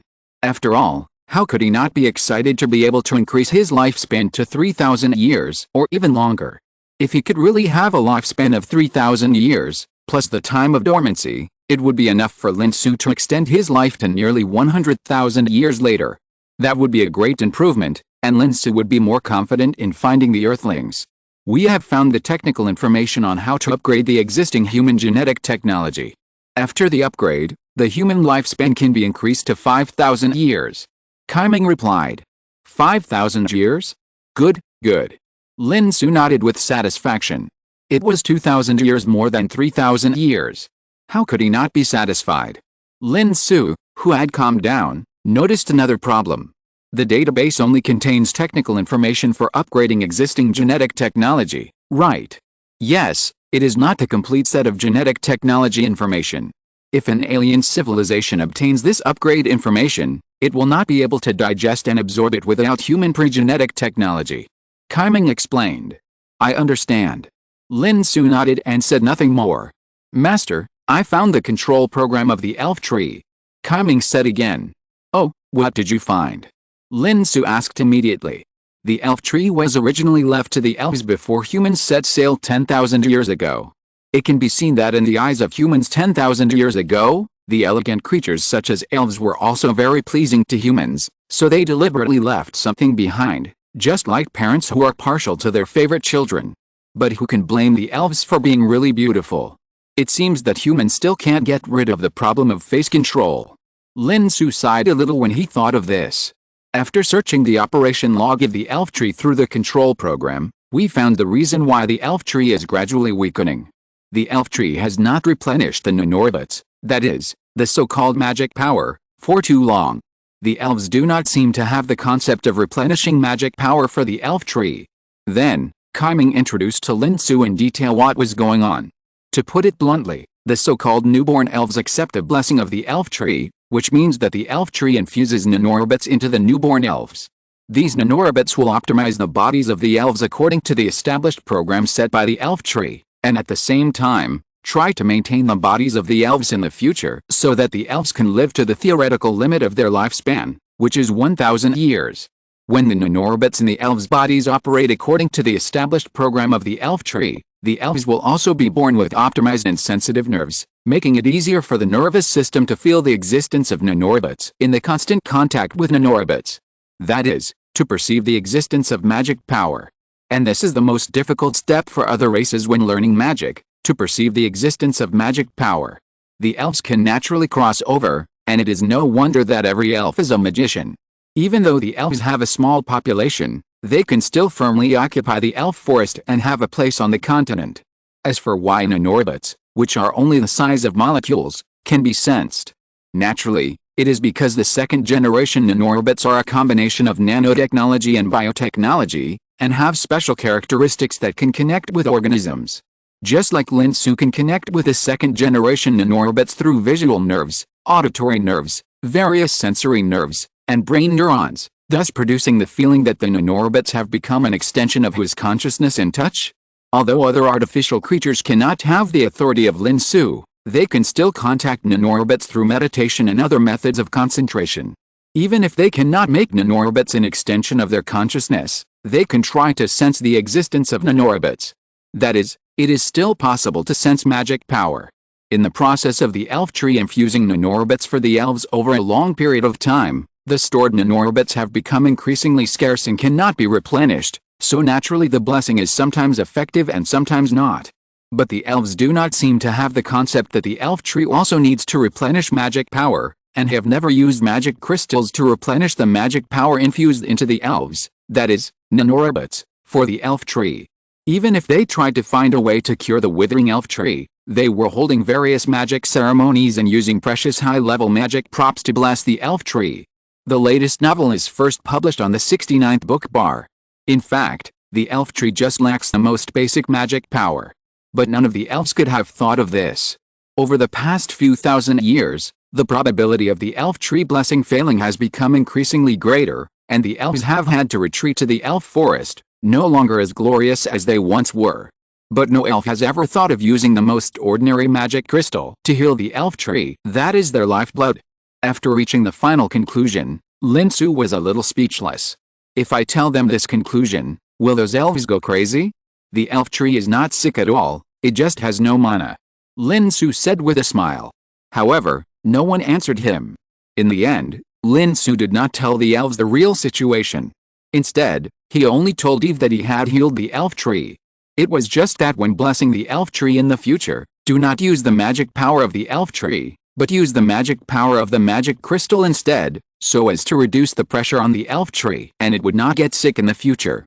After the elves thanked him profusely, Lin Xu also obtained an interesting information from the historical records of the elves, a long-lived race. The elves have a long lifespan, so the historical records are relatively complete. In their records, when humans set sail from the Holy Demon Continent, it was not only humans who left. There were also some elites of various races who followed humans to leave, including elves, orcs, dwarves, humans, etc. These elite races who followed humans to leave were called human families. They are the most courageous and outstanding members of various races. They are powerful and can easily master powerful magic. They are extremely loyal to humans and are the most favored families of humans. Listening to these descriptions, Lin Xu suddenly thought that since they are families, then the control authority over nanorobots must be higher than that of ordinary creations. Maybe this is why they can easily master powerful magic. P.S. Please give me a monthly ticket, a recommendation ticket, and a collection. Thank you for your support, thank you. Chapter 47 Compressing Space and Preparing to Set Sail. After walking through 2 consecutive labs, the nanoengineering lab and the bioengineering lab, no intelligent quantum computer was found. The labs were maintained by ordinary quantum computers. Therefore, Lin Xu did not go to the last lab in person, but only authorized Kaiming to take over the control of the 3rd lab and the database. Without the intelligent quantum computer blocking him, as long as Lin Xu authorized him, Kaiming would be able to take over the 3rd lab. In this way, the Qingfang was on standby in the clouds in the sky, and a part of the autonomous mechanical aggregates went to the 3rd lab, and then Kaiming took over all the permissions of the lab. Lin Xu stayed in the elves temporarily. He wanted to visit the Tree King City, the largest city of the elves built under the shade of a huge tree.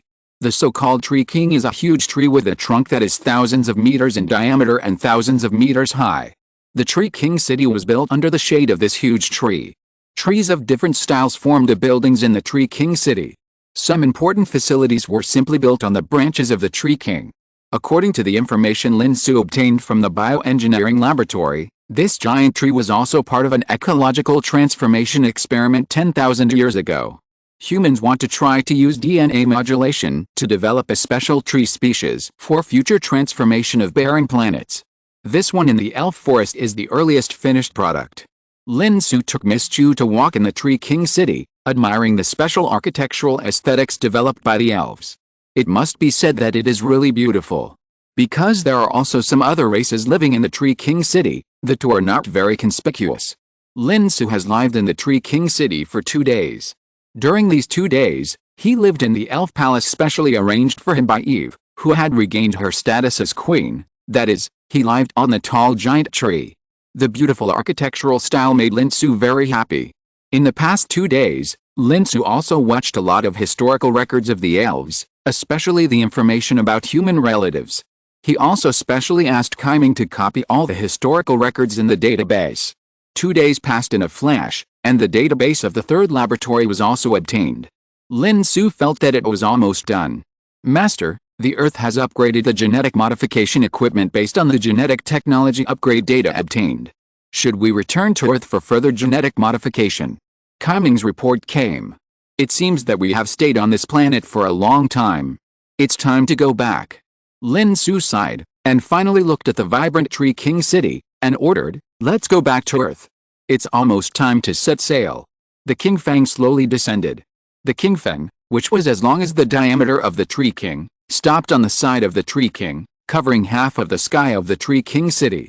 The residents living in the Tree King city had already known from the announcement of the great ruler that the legendary Queen Eve had returned, found the founding clan, and healed the elf tree.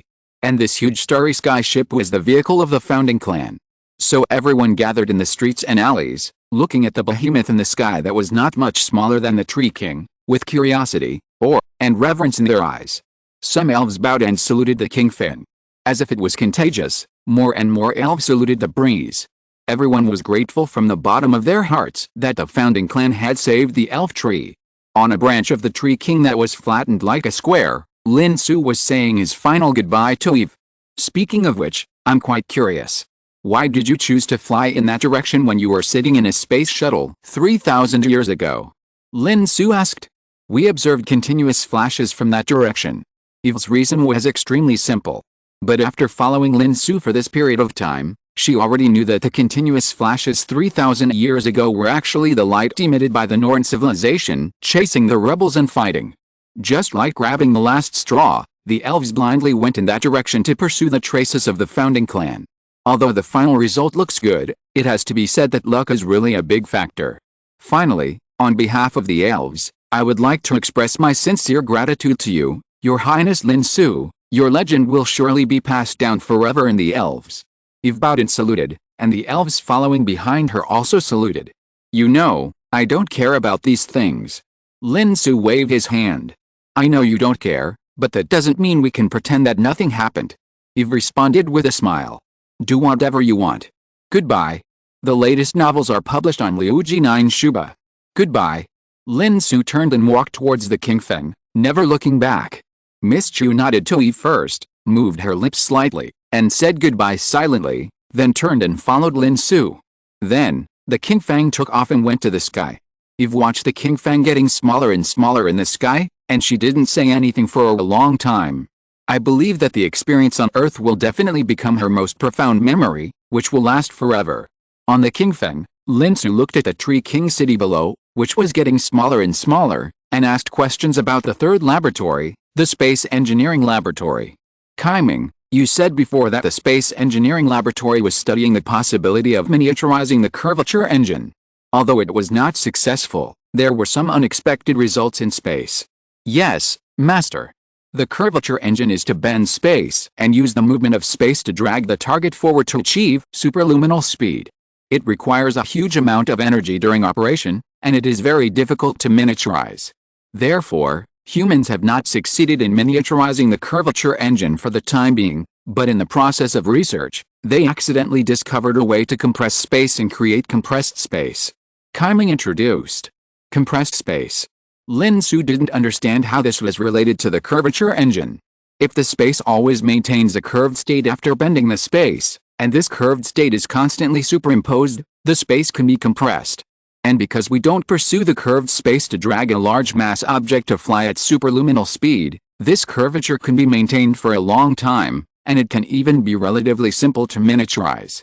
Kaiming introduced. What is the use of compressed space? Lin Xu continued to ask. It can compress the King Fang to only 1/10 of its size. Of course, it only looks smaller overall, and the internal space remains the same. Kaiming explained. What's the use of this? Can we compress the curvature engine and install it on the King Fang? Lin Xu thought of a use. The curvature engine can be compressed when it is not running. But when the curvature engine is running, it will produce space curvature itself, and then it will conflict with the space curvature of the space compression, and it will instantly return to its original size, and there may even be a space explosion. Kaiming introduced again. I see, it seems that it is useless for the time being. Lin Xu nodded and said. P.S. Please vote for the monthly ticket, please recommend the ticket, please collect it, and please rotate 365 degrees in the ice and snow. Thank you for your support, thank you. Chapter 48 Goodbye Test Site Number 1. In the Space Engineering Laboratory, Kaiming not only obtained technical information on compressed space, but also obtained a voyage schedule left by humans for the next period of time. The places where humans will go and stop are clearly marked. This made Lin Xu very happy. At least he didn't have to worry about not being able to find the next stop and further navigation goals for humans.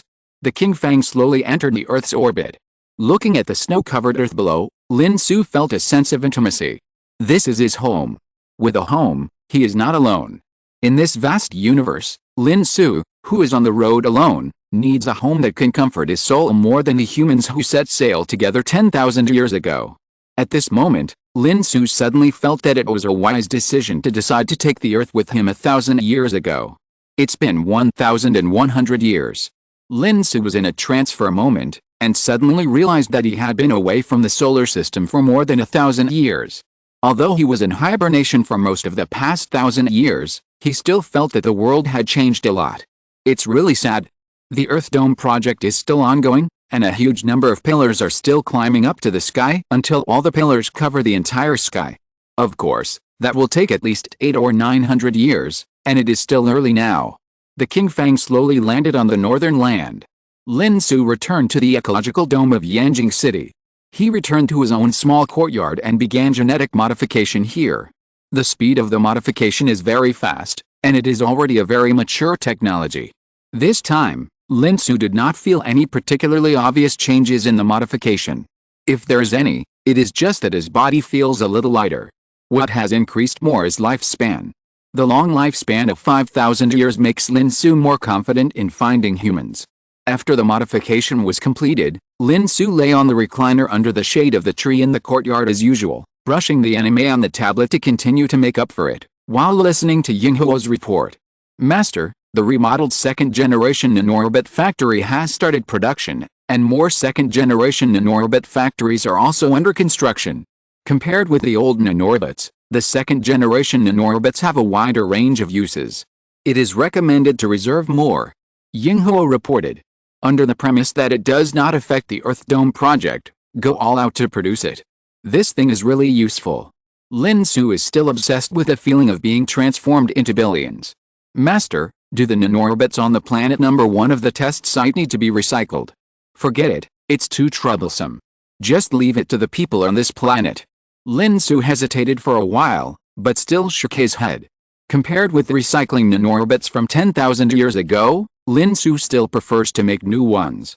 Moreover, there are many nanorobots on the Holy Demon continent, but they are not worth mentioning compared to the production capacity of the nanorobot factories on Earth. Otherwise, humans would not have casually thrown them on the planet number 1 of the test site 10,000 years ago. So Lin Xu did not plan to pick them up again. Speaking of which, where's the next destination? 200 light-years away, in the galaxy numbered XXXXX. So this time it will be dormant for another 100 years. I hope nothing unexpected will happen this time. Although he said this, Lin Xu was actually looking forward to some more unexpected surprises, as long as they were not too outrageous. However, Lin Xu did not expect that the surprise would come so quickly. As soon as he finished speaking, Yinghuo's voice reported. Master, according to the human voyage table in the database of the Space Engineering Laboratory, when humans were preparing to go to the next destination 10,000 years ago, there was a galaxy with Earth-like planets. But according to our current observations, the target galaxy no longer has Earth-like planets, but instead has an asteroid belt. Broken up? Or a natural disaster? Lin Xu reacted immediately. We can't rule out various possibilities. Yinghuo replied. What about the other planets in the galaxy? Lin Xu asked. The rest of the planets are intact, only the Earth-like planets no longer exist. Yinghuo replied. Let's go and take a look. Lin Xu hesitated for a moment, and finally decided. The shattering of the planet does not mean anything. There are many ways to smash a planet. All you need to do is bury enough explosives at the center of the Earth. Being able to smash a planet is completely different from fighting against a fully armed planet like the Earth. It's like an unmanned warship and a manned warship. The former is just an ordinary large floating object that anyone can get on, while the latter is a war machine. So, with Lin Xu's order, 100,000 curvature engines started again. The latest novel is first published on the 69th book bar. The Earth, which has been across the sky of the Holy Demon continent for nearly a month, finally began to move 100,000 curvature engines curved the space around the Earth, compressing the front of the space and expanding the back, dragging the Earth to fly outside the galaxy at a very fast speed. In just over 10 minutes, it completely disappeared from the sky of the Holy Demon Continent and became an ordinary star. And as time goes by, the Earth is getting farther and farther away, and the Holy Demon Continent will eventually no longer see the Earth. So far, the founding race humans came quietly and left quietly. Except for the elves, no other races knew about it. On the Holy Demon Continent, the war between the human race and the orcs became more and more intense. Although the war between the two sides was briefly suspended due to a sudden magic tide, it was just a small pause. After confirming that the magic power was restored, the war continued more and more tragically. The dwarves guarded their homes tightly and did not care about worldly affairs. The elves also stayed out of it, ignoring everything outside the elf forest, and celebrating the rebirth of the elf tree. The conflicts and contradictions on the Holy Demon Continent will not disappear or reconcile because of the arrival and departure of the Earth. Lin Xu did not intend to interfere with their historical process. He still had his own goals to accomplish. As for the things on the Holy Demon Continent, it was better to leave it to them to solve. He was like passing by an ant nest, curiously watching the ants fighting, and then he continued to do his own things. As for those ants, what does it have to do with him? He didn't pour a pot of hot water, which was already a kind-hearted act. As for who wins or loses, he doesn't care. He doesn't have the cruel mentality of the dark forest. But he won't be too compassionate. Lin Xu thought that he could do his best to not interfere with lower civilizations, which was the greatest kindness. P.S. Please give me monthly tickets, recommendation tickets, and collections. Thank you for your support, thank you. If you're listening to this novel on a channel other than Fanfic World, it means they downloaded and uploaded it without effort. We cordially invite you to visit our channel, Mundo Fanfic Novelis. There you'll find the original version of this story and you can explore many other novels of various genres. We're waiting for you to immerse yourself in a world of incredible novels. Chapter 49 Arrival at the Asteroid Belt. Night falls in Yanjing City. It is already 11 o'clock in the evening in Yanjing time. Everything here is still running according to the time when the Earth was still revolving around the Sun, normally thousands of years ago. So normally, Lin Xu has gone to bed at this time. Although he can use less sleep time to give his brain enough rest after genetic modification, he still tries to ensure about 7 hours of sleep a day. This makes him feel that he is still the same person as before, and has not changed too much. Just as he keeps the city running according to Yanjing time, it is to remind himself at all times that no matter where you are in the universe, you are an Earthling and you belong to the Earth. It's just that today is a little different, so Lin Xu stayed up a little late. Because today is the long-lost Chinese New Year. Still sitting in the yard, on the low table not far away, there is an old 50-inch LCD TV. In this era when holographic projection completely replaces television, you can still find this LCD TV. If nothing unexpected happens, it is also produced for Lin Xu by the factory that has been started. That is, Lin Xu can enjoy this special treatment. And what is broadcast on TV is the Spring Festival Gala. It's not this year's. There is only Lin Xu on the Earth, and it is impossible for anyone to prepare for the Spring Festival Gala. So what was broadcast on TV was the Spring Festival Gala of 2051, the first New Year after Lin Xu was frozen in hibernation in 2050 because of cancer. It was also a gala that Lin Xu had never watched.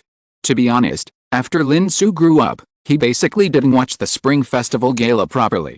Whether it was when he went home for the New Year in college or when he lived with his ex-girlfriend, the Spring Festival Gala was basically on TV during the New Year, and he played with his mobile phone there, and never paid attention to what programs were broadcast on the Spring Festival Gala. It can be said that today's Spring Festival Gala is the only one that Lin Xu has watched since he grew up, and he didn't start playing with his mobile phone halfway through. The Spring Festival Gala programs that were complained countless times at the beginning, such as garbage, not good looking, etc., have become a kind of happy trouble in Lin Xu's eyes today. Lin Xu suddenly remembered a sentence. Every daily life we spend may be a miracle that happens continuously. It was past midnight. Lin Xu ate the dumplings made by Miss Qiu and watched the countdown to 0 on TV. The old year passed, and the new year arrived. It was just that the year that arrived on TV was 2051, while Lin Xu welcomed the year 10,891. The TV began to broadcast the scene of fireworks after midnight. Lin Xu also looked at the sky above his head, but unfortunately there were no fireworks. Just when Lin Xu was a little emotional, the fake night sky above his head suddenly became transparent, and the real dark starry sky outside the ecological dome appeared in Lin Xu's eyes. Although the Earth is now moving at twice the speed of light, twice the speed of light is too small compared to the scale of the universe.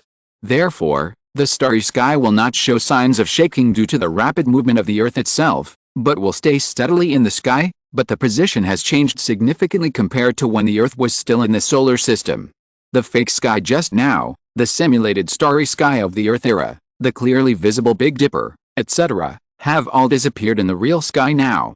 In other words, even if you can still see it, because of the change in the relative position of the Earth, the Big Dipper you see is not the spoon-shaped one before. This is also why the Ecodome displays a fake starry sky at night, in order to increase the immersion of living in the solar system era. Of course, this is not the point now. The point is that with the appearance of the real sky, fireworks with obvious tail flames are set off around the Ecodome of Yanjing City, rushing towards the sky, and then exploding above the Ecodome. The gorgeous fireworks instantly rendered the entire Yanjing City colorful.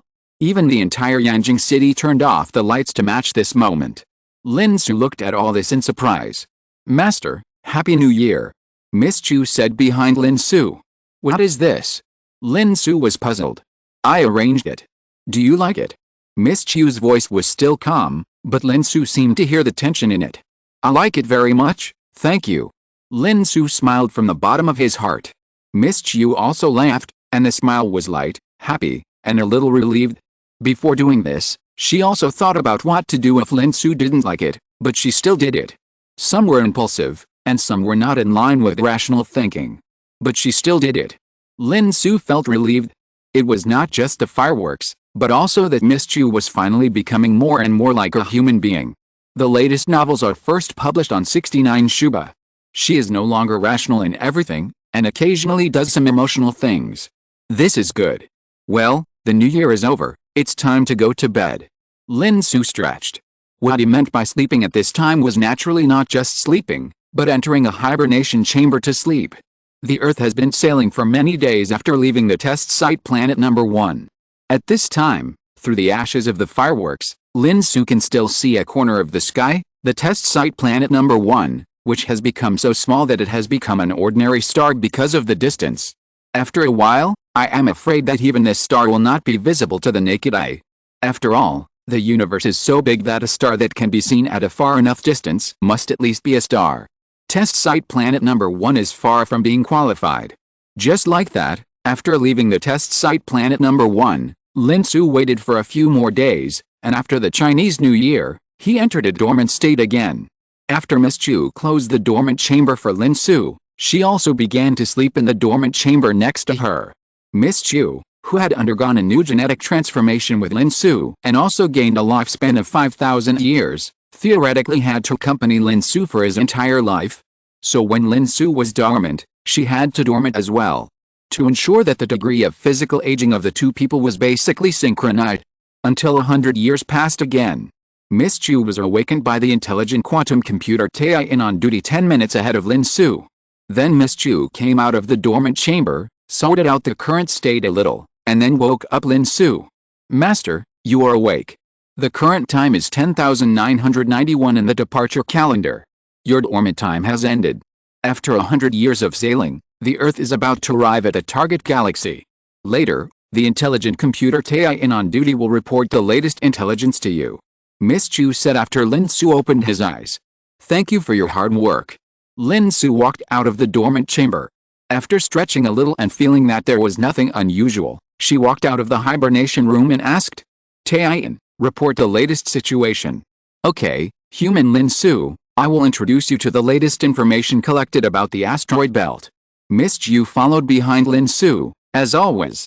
"P.S. Please vote for the monthly ticket, please recommend the ticket, please add it to your collection, please do it in 365 degrees of rotation. Thank you for your support, thank you." Chapter 50 Alien Mothership. The angular and ferocious warship cut through the universe at a speed twice the speed of light. The curvature engine caused the surrounding space to distort slightly until the warship suddenly slowed down. The space gradually returned to stability from the distortion, And the ferocious warship also reduced from twice the speed of light to only 1,000th of the speed of light in a very short time, and it was still decreasing rapidly. Only then did the full picture of the warship that had left the curvature navigation state appear clearly. It was a huge warship with a length of 12,000 meters and a width and height of about 3,000 meters. And there was not only one such warship, but 10. The warships were constantly flashing lights all around, and all kinds of facilities were available inside. At this time, as the warships slowed down, the staff of various departments on the 10 warships quickly started to work. Various detection devices searched the airspace, and at the same time released small reconnaissance aircraft, and various weapons and equipment were pointed around, alerting any possible dangers in the universe. At the same time, a large number of fighter planes parked in the warships were also ready to attack at any time. These are typical space motherships. It was filled with a sense of power, danger, and dominance. Owning any one of them would be enough for a force to gain a foothold in the Orion arm of the Milky Way. Owning more than a dozen would be enough to expand the force to several star systems. But now, 10 of them suddenly appeared in this remote star system. Are you sure the other party has chosen this place as the transaction location? But this is just a remote galaxy with nothing. Precisely because there is nothing here and it is far away from the borders of the Republic, it is safe enough for them. After all, to put it nicely, they are interstellar businessmen, but to put it bluntly, they are a group of jackals who will do anything for profit. How dare they get too close to our territory? Okay, but do you really think they have chaos energy in their hands? As you said, they are just a group of profit-seeking businessmen. How could they have something as precious as chaos energy? I don't think it's possible either, but Congress believes that it's worth a gamble for chaos energy. Gamble with a curvature engine? Every curvature engine in the Republic is hard-earned. It was exchanged from advanced civilizations at a huge cost. There are less than 300 in the entire Republic. And don't you think that 10 curvature engines can be exchanged for 1 unit of chaos energy? The conditions are too generous? It's so generous that it's like a trap. Yes, even if there are 1,000 or 10,000 curvature engines, the price is too cheap. But as you said, there are less than 300 curvature engines in the entire Republic. If they want too much, we may not dare to gamble. I still can't believe them. I don't believe it either, but don't forget that they are just a group of hyenas wandering among the stars. For them, no matter how precious chaos energy is, it can only bring disaster. On the contrary, the curvature engine is what they need most, and we can provide curvature engines. Even if there are fewer, they will make a lot of money. But where do they get the chaos energy from? Where else can it be? Of course they got it from weaker civilizations. They are just a group of hyenas wandering in the universe. The two parties in the conversation were silent for a while, until the 10 motherships, whose speed had been reduced to 1/10,000th of the speed of light, got closer and closer to the core area of the galaxy here. The asteroid belt in front is the agreed trading location. How can there be an asteroid belt here? It is said that a long time ago, a certain advanced civilization conducted an experiment here. Who knows? Advanced civilization. What if an advanced civilization knows that we have chaos energy? The figure who spoke shuddered at the thought of this possibility. So, before the advanced civilization notices it, we should use up the chaos energy immediately. This is the plan of the Congress. As long as we use it up, even if the advanced civilization knows, it will be meaningless.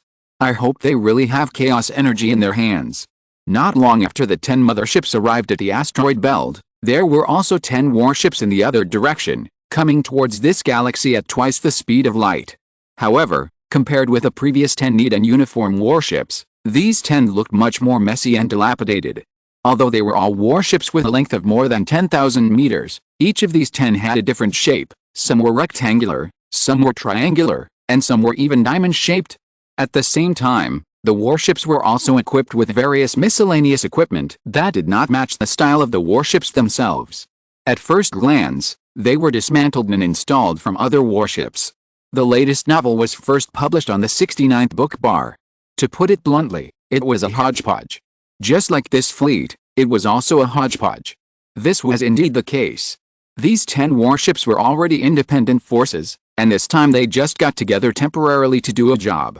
And because the spoils of war obtained from this job were a bit exaggerated, in order to avoid being cheated during the transaction, they got together to trade and give themselves courage. At this time, The captains of the 10 warships were holding a video conference using holographic projection. 10 people with different looks and races gathered together, speaking in their own languages, and then being translated into language that the other party could understand in real time. As long as we make this deal, we can each get one of the 10 curvature engines. With the new curvature engines, whether we make the battleship bigger or build a new battleship, it will be enough to double the power of each of us. 10 curvature engines, aren't they too few? That's chaos energy. Everyone knows that it is chaos energy, but it is also a deadly poison. We should quickly switch to curvature engines before the news spreads out, so that we can still survive. You don't really think that there are no spies on your respective ships, do you? If people know that we have chaos energy, our death will be here. But I'm still unwilling. At least I'd like to ask for a few more curvature engines. The Republic of Mali also has a limited number of curvature engines. If we ask for too many, they will be more cautious. At least they will make sure that we really have chaos energy in our hands before they take action. But by then, there is no guarantee that the news has spread out. It is dangerous to keep this thing in our hands for one more day. The less profit, the better. It's better to make a little profit and put it in the bag. That's right, it's not a loss anyway, since we stole it, ha ha ha. Speaking of which, the Norn civilization is really naive. Such a weak civilization, yet they have chaos energy in their hands, and they still dare to ask me about the specific value of chaos energy. I realized something was wrong at the time. Sure enough, they have chaos energy in their hands, it's not their fault. How could a civilization that has just left the planet not long ago understand chaos energy? The most they know is that this thing is precious. It's a pity that they never thought that the value of chaos energy is enough for us to take risks, and it is enough to cause the destruction of a weak civilization like themselves. P.S. Please give me monthly votes, recommendation votes, and collections. Thank you for your support, dear audience, thank you. End of this chapter. Thank you very much for reaching the end. Don't forget to like. Looking for more exclusive content and immediate access? Subscribe to our Patreon. Remember, every like, subscription, or donation encourages us to continue. Thanks to everyone, see you in the next video.